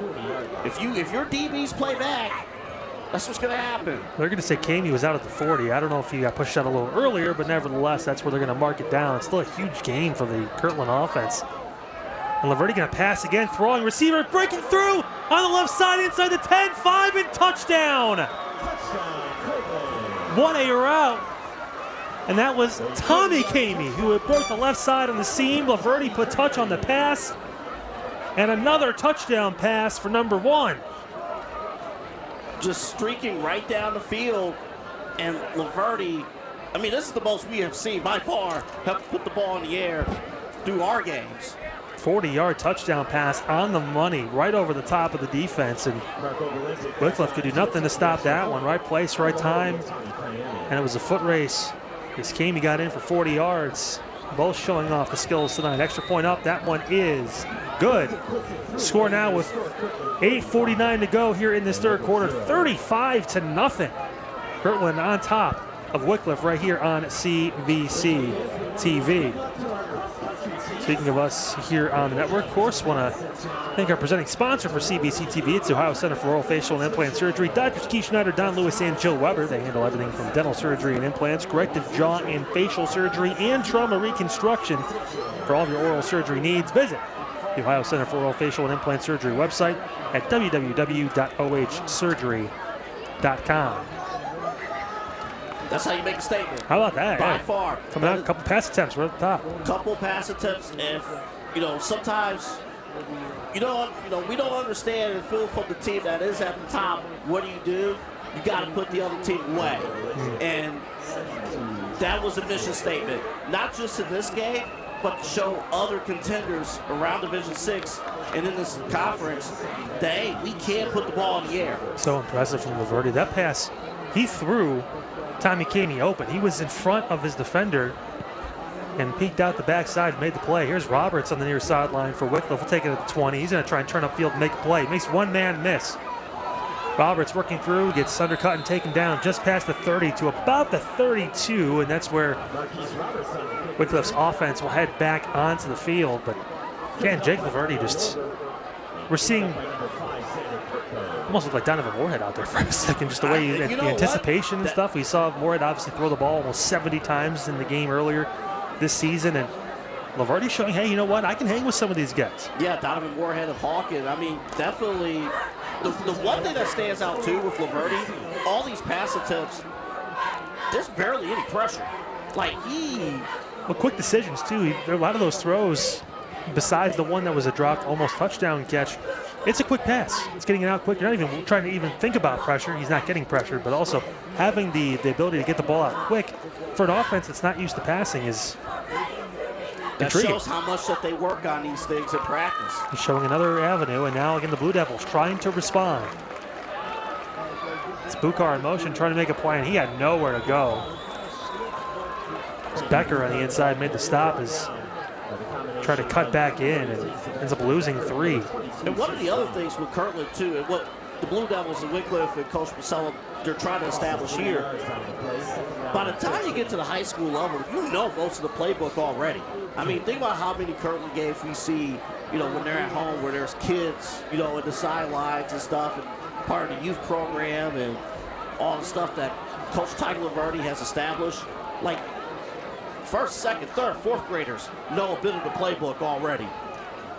It's crazy to think about this. We talked earlier in the first half, too, the youth programs for both of these schools.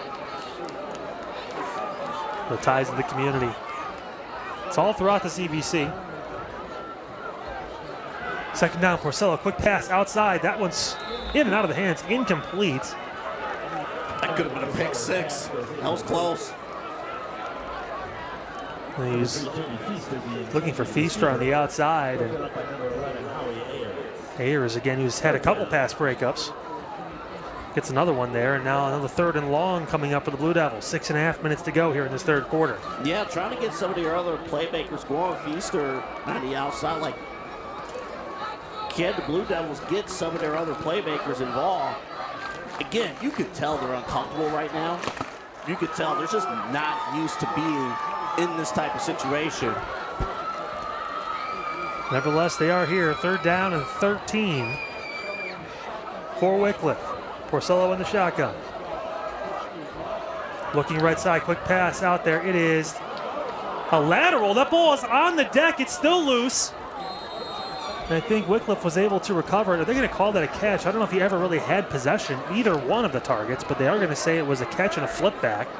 It was a trick play double where they tried to run a quick catch and pitch out to take one of the tacklers out on the far side. But again, you like the creativity, but right now, Just not going to work against this Kirtland defense. A little bit of, I don't know, Boise State, Statue of Liberty. They was trying a little bit there. Worth the effort. The punt away is Ryan Kamey is back. That's going to take a Wickliffe bounce, and he'll pull the double-A rule for special teams. Let that one roll.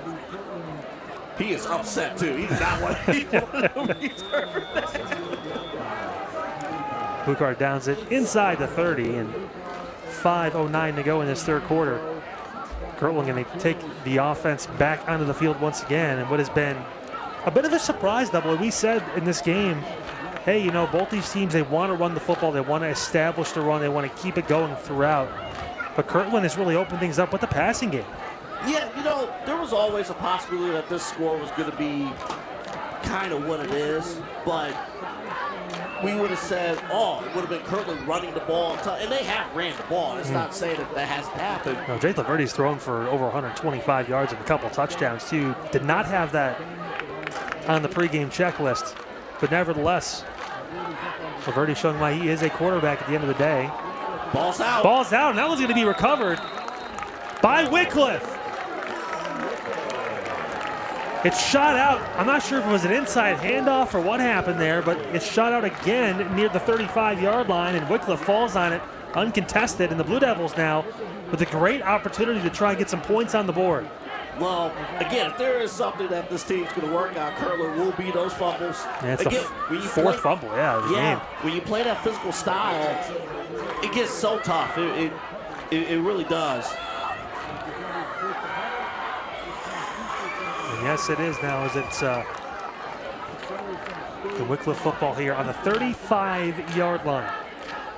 Porcello sends a man in motion. It's Roberts trying to make a play, and again, just not much there. He gets back to the line of scrimmage, but Roberts just could not find the angle as Ayers ran him down, and no gain on the play again for the Blue Devils. Kirtland's defense continues to make these plays.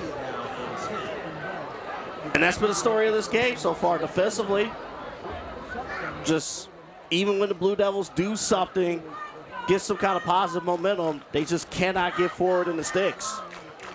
Long run for Porcello as the play comes in.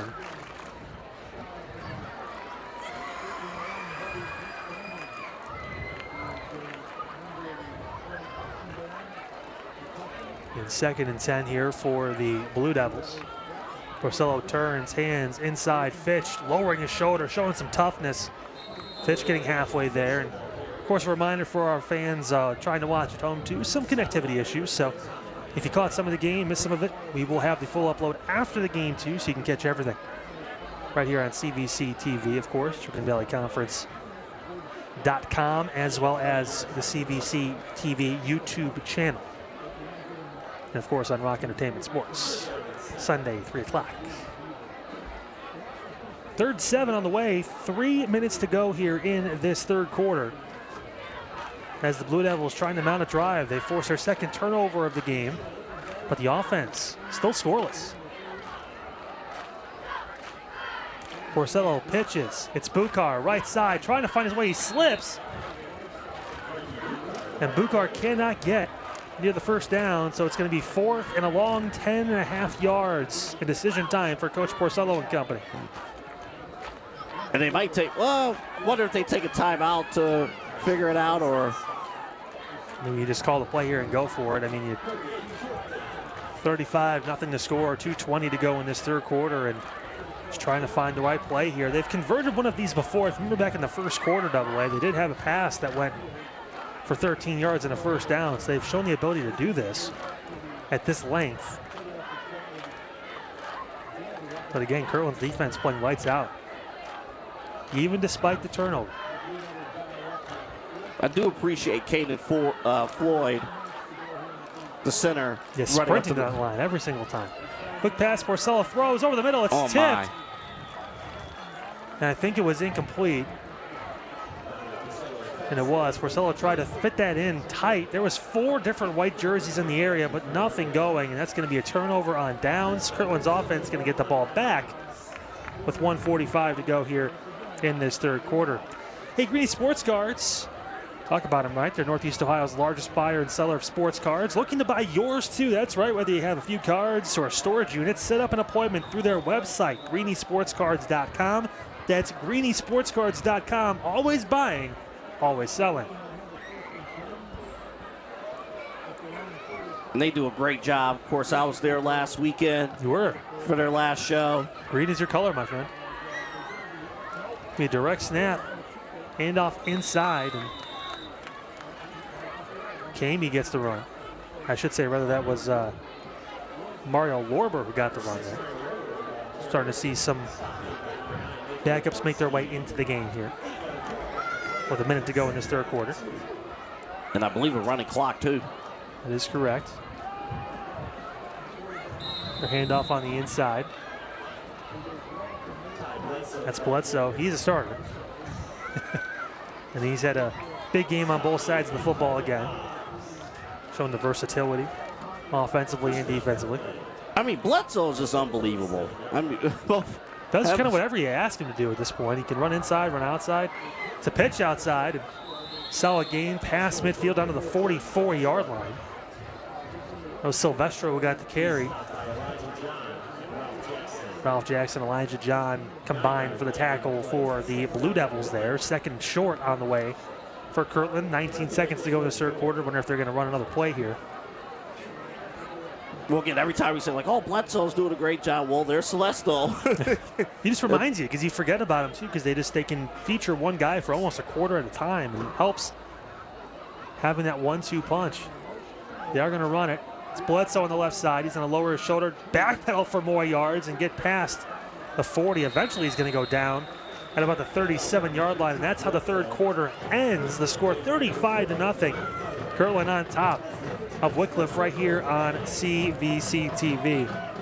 Hey, transform your property with a fence from R&T Fence Company. Family owned for over 36 years. They provided top-notch fence installation services all across Northeast Ohio. Specializing in residential, commercial, and industrial fencing, they offer a wide range of options, including chain link, aluminum, vinyl, wood, and more. Call 330-626-5170 for a free estimate or visit rtfence.com. Whether you need a new fence or a custom gate, trust the experts at RT Fence to deliver quality and professionalism. That's rtfence.com, your fencing solution. Kind of a cool thing that they're doing here at Wickliffe, of course, with this being a big game. Got cheerleaders from kindergarten all the way to 12th grade performing here today. Of course, honoring the seniors as well at a halftime. I mean, the fans showed up here today knowing how big this game was for the community. And again, and I know the result's not going to turn out well for the Blue Devils, but to start 5-0, you still got a favorable schedule. More than likely, you should finish with your best start in several years here in this program. This is a good measuring stick to see what the Blue Devils have to improve on, Kyle. That's what Coach Purcell talked about here. Is it's first down for Kirtland. Maybe a keeper on the right side. It's a backup quarterback into the game, and he gets down to the 25, maybe 24-yard line.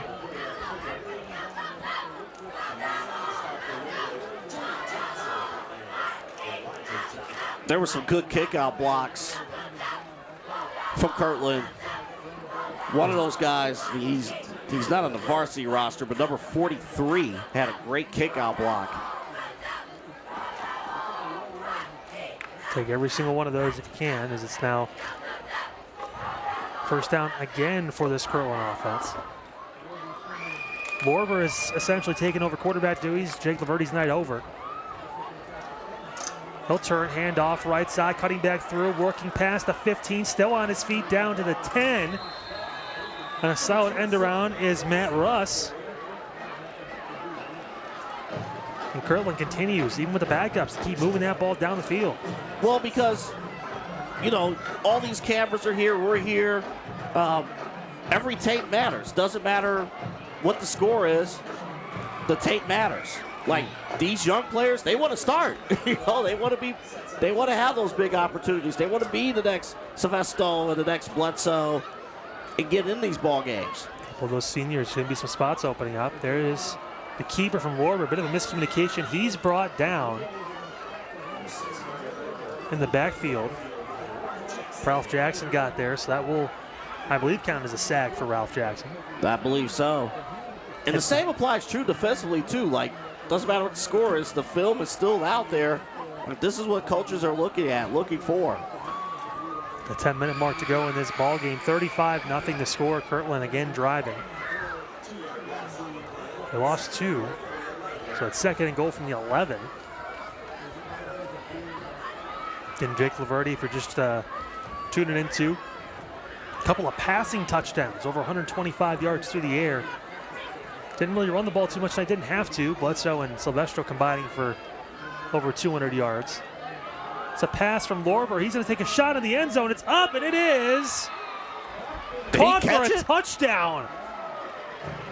Mario Lorber threw a touchdown pass.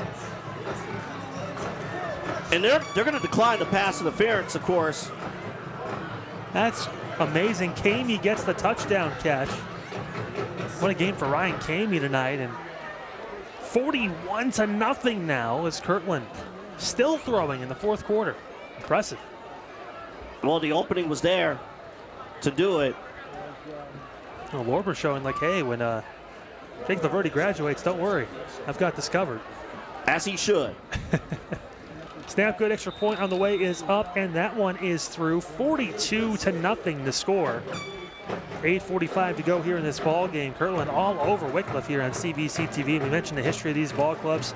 This is the 31st meeting. Wickliffe actually holds the lead, 16-13-1 against Kirtland, but Kirtland has won the last 5. The last time these two teams played, of course, was again back in 2019. That was a 55-0 Kirtland win. Not quite that tonight, but still dominant from the Hornets.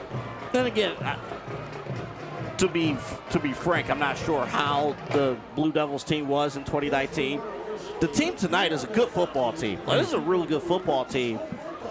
Just things didn't go their way early on, and Kirtland pounced on every opportunity. Well, this is a good learning avenue, too, I would say, for the Blue Devils, because Kirtland is the class of Division VI. We know everyone does what they bring to the table each and every week, so it's a good barometer and a good testing point for your squad, how to respond from this, because the schedule is still pretty tough for the Blue Devils after this week.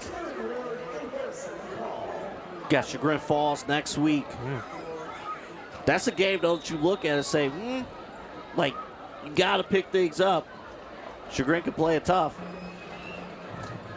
Look good. There's a line drive kick to be taken almost by Fitch. He lost the ball, gets it back.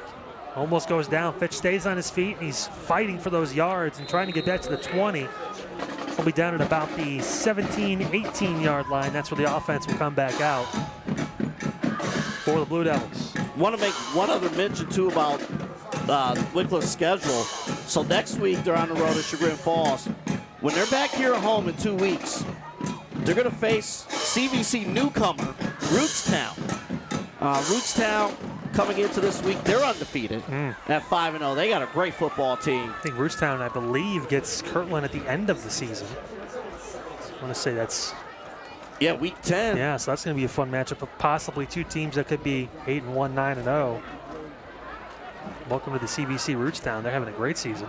Yeah, there's a chance we could be doing that game. All right. Blue Devils offense back on the field again. Handoff right side. Fitch turning the corner. He's got some room. Lowers his shoulder. Gets past the 25. So Fitch gets a solid gain of about roughly 8 to 9 yards there. 7.5 minutes to go in the ballgame.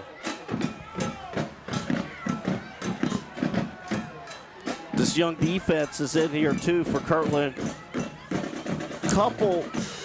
There's a few starters that's still in. They still trickle in. Again, the roster size for both these schools, we are talking about Division VI, so it's a little bit less than maybe some of the bigger schools. But still, trying to get some of the other guys some play time here. And if you're the offense for the Blue Devils, you want to get points on the board. You want to try and get a good positive drive to get some momentum going in the next week against Chagrin Falls.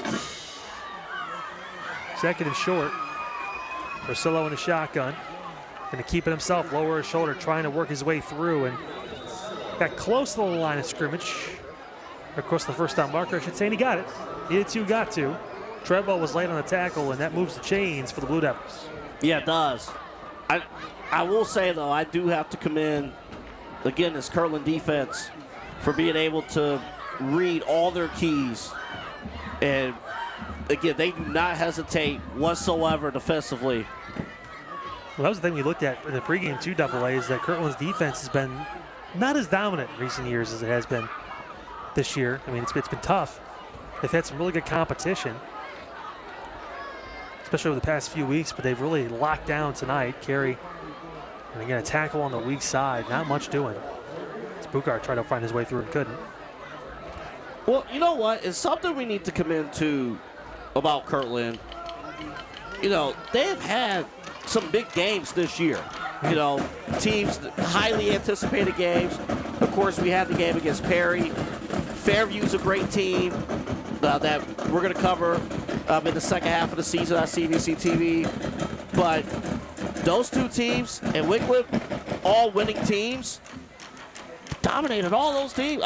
And the Fairview game, Fairview was up 17-14 midway through the third quarter. Kirtland turned that into a blowout win.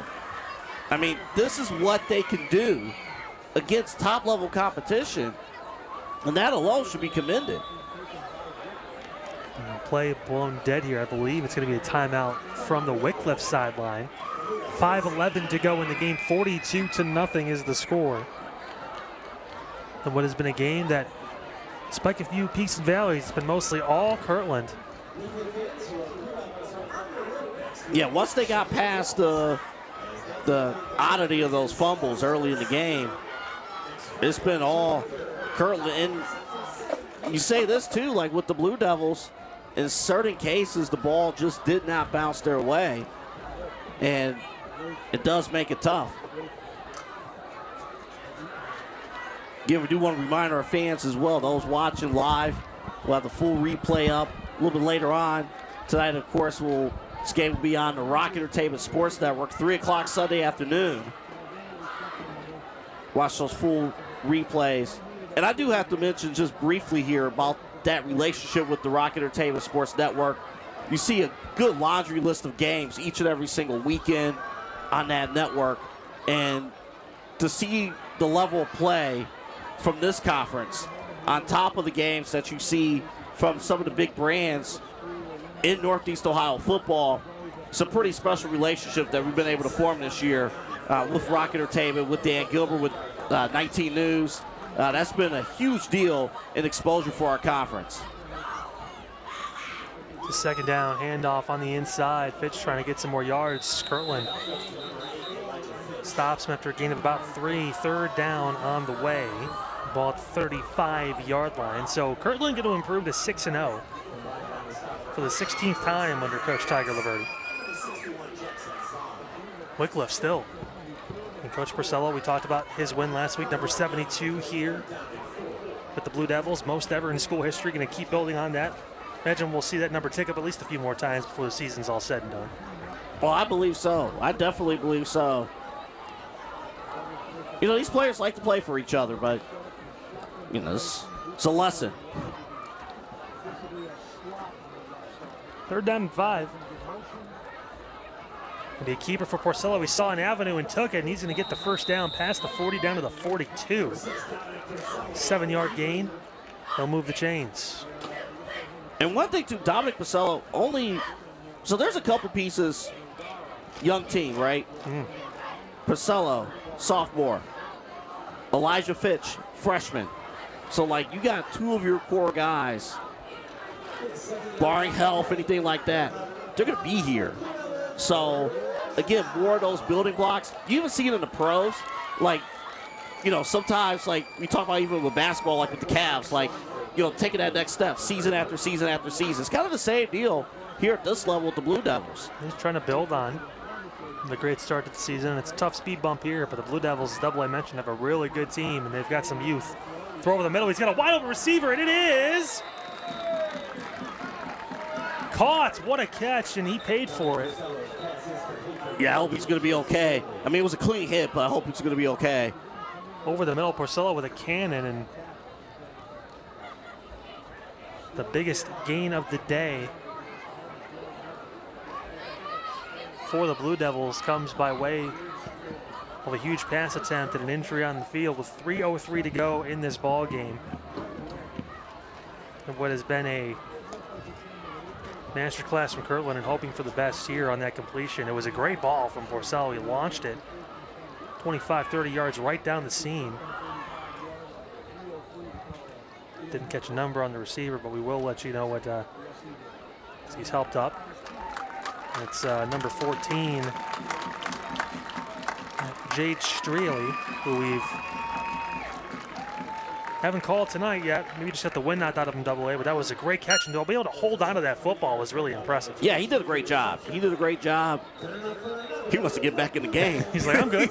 He's going to take a quick little power nap. All right, let's get back out there. You know, one of the worst things you got to do as a dog is tell a kid who wants to play, dude, you just got knocked out. You got to go over. One play. One play. Just hang out for a minute. Just hang tight. We'll get you back. Matter of fact, stand next to me or the trainers. We'll get you going. Nevertheless, biggest play of the game for this offense puts them on the 35-yard line of Kirtland here. Porcello again looking to pass. Going to roll to his right. Throws. A little sidearm sling. That one's caught. Feaster trying to work his way through, and he gets down inside the 30 to the 27. And remember, too, with the run the clock, even getting out of bounds wouldn't even have mattered as far as stopping the clock. Yeah, we're under 2 minutes and 20 seconds to go in the ballgame. We mentioned Wickliffe just trying to push through and get into the end zone tonight. But I think it's so important, though, like, can they get that score, get that goose egg off? From a mental standpoint, like, this drive is extremely important. Hey, can we put a successful drive together on tape? Porcello again in that shotgun, going to take the snap. Looking to his left, now back over to the right. Looks him off, throws, end zone, shot. It's up. Oh, almost brought in by his intended receiver there. I think that was Bukar. And I tell you what, backside of the end zone, he almost brought that ball in. A couple times we've seen tonight this the very end of the play, just a little bit too outstretched to make the catch, but still, what a ball in the back of the end zone. From our angle here at Skybox, I thought at first the ball was way overthrown. It was going to the parking lot, but that's knowing your home field, and that was almost a score. 3rd and short now. Minute and 10 seconds to go in the ball game. Again, Wickliffe just trying to get that ball into the end zone one time here before it's all said and done tonight. Maybe a handoff. Fitch going to spin through and get the first down. Needed 2, got about 3 to 4, and that's going to move the chains again. And now Wickliffe, I imagine, going to be moving here. Probably figure you got probably about 2 or 3 more plays to get into the end zone. Got to go 23 yards or so to get there. Good test for this young defense. Porcello again in the shotgun, looking to his right. He's under pressure. Throws, sidearm sling. That one's incomplete, a little low. Taking a shot for Feaster there. Good coverage. That was 23, Max Samek, who was able to knock that ball down. 18 seconds to go. They may get one more playoff here, AA. We'll see if Porcello gets to the line and gets him off for one more shot. 5 seconds. Porcello in that shotgun going to take the snap. This will be the last play. Fakes it. Going to take a shot into the end zone. Throws it up. The back of the end zone. Incomplete. The ball falls, and that is how the game ends. The final score, 42-0. Kirtland takes down Wickliffe here on the road, here on CBC TV. AA, your thoughts on the game tonight? Overall, impressive performance by Kirtland. Offensively, we learned a lot about their passing attack. And Laverty did a great job, but I have to credit the offensive line, not just running the ball, but Laverty had protection all throughout and was able to handle business when he had to put the ball in the air. And then defensively, Kirtland did a great job containing some of the star players for the Blue Devils. No big running plays early on, and then things went their way. And Kirtland, again, this is a big game. Like, this could have been a really close game. And the Hornets came in, slammed the door shut at the top of each half, handled their business. And, of course, for the Blue Devils, you know, this game happened. How do you respond? You have a favorable schedule. it could go sideways, but if you like playing for each other, you like your teammates, and you work hard, you can look at film tomorrow and see where mistakes were made. We all knew that this would be a measuring stick game, Kyle, and you've had a great season so far. Still got a ways to go if you want to make it even better. But overall, great performance for Kirtland and for the Blue Devils. I'm sure they're disappointed, but things to work on, see how they can recover. And of course, tonight our CBC TV player of the game. A little bit of shocker. How about Jake Laverty tonight? No, we talk about him. We're talking about a big run or two in the game. Had 2 touchdown passes and almost 150 yards passing for the Kirtland Hornets. In a shock, he was a difference maker throwing the football tonight. Also, John Silvestro with a great game. Ty Bledsoe, another touchdown run, and did a great job. But Jake Laverty is your CVC TV player of the game. I'd say where we're going to be next week, but we're not sure yet. So we'll let you guys know what's going on. Of course, pay attention to our social media, of course, and don't forget you can catch the full broadcast of this game over after the broadcast is done. We'll re-upload that tonight over on the YouTube channel. Just search CVC TV or, of course, ChagrinValleyConference.com. And for Double A Anthony Alford, I'm Kyle Cornell, our entire staff here. Thanks so much for tuning in. We will see you next week here on CVC TV. And your final score one more time, 42-0. Kirtland beats Wickliffe. We'll see you guys next week. Have a great weekend. Do you want to learn how to be a producer, DJ, on-air talent, or influencer? Visit BeOnAir.com and discover a media school that's changing the game. We have 7 campuses across the country, and you can graduate in as little as 8 months. No math or English classes here, just classes that interest you and give you hands-on experience with real-world professionals in the media industry. And there's financial aid available for those who qualify. Stop sleepwalking through life. Show up for your dreams. Visit BeOnAir.com and take the free career assessment. BeOnAir.com. Hey guys, Kyle and Anthony here with CVC TV. And do you have any unwanted guests in your home? I don't know why you looked at me when you said that. We're not talking about me. No, we're not. We're actually talking about bats, believe it or not. It is a thing here in Northeast Ohio. And luckily, our friends right behind us here, Alpha Animal Removal, have you covered.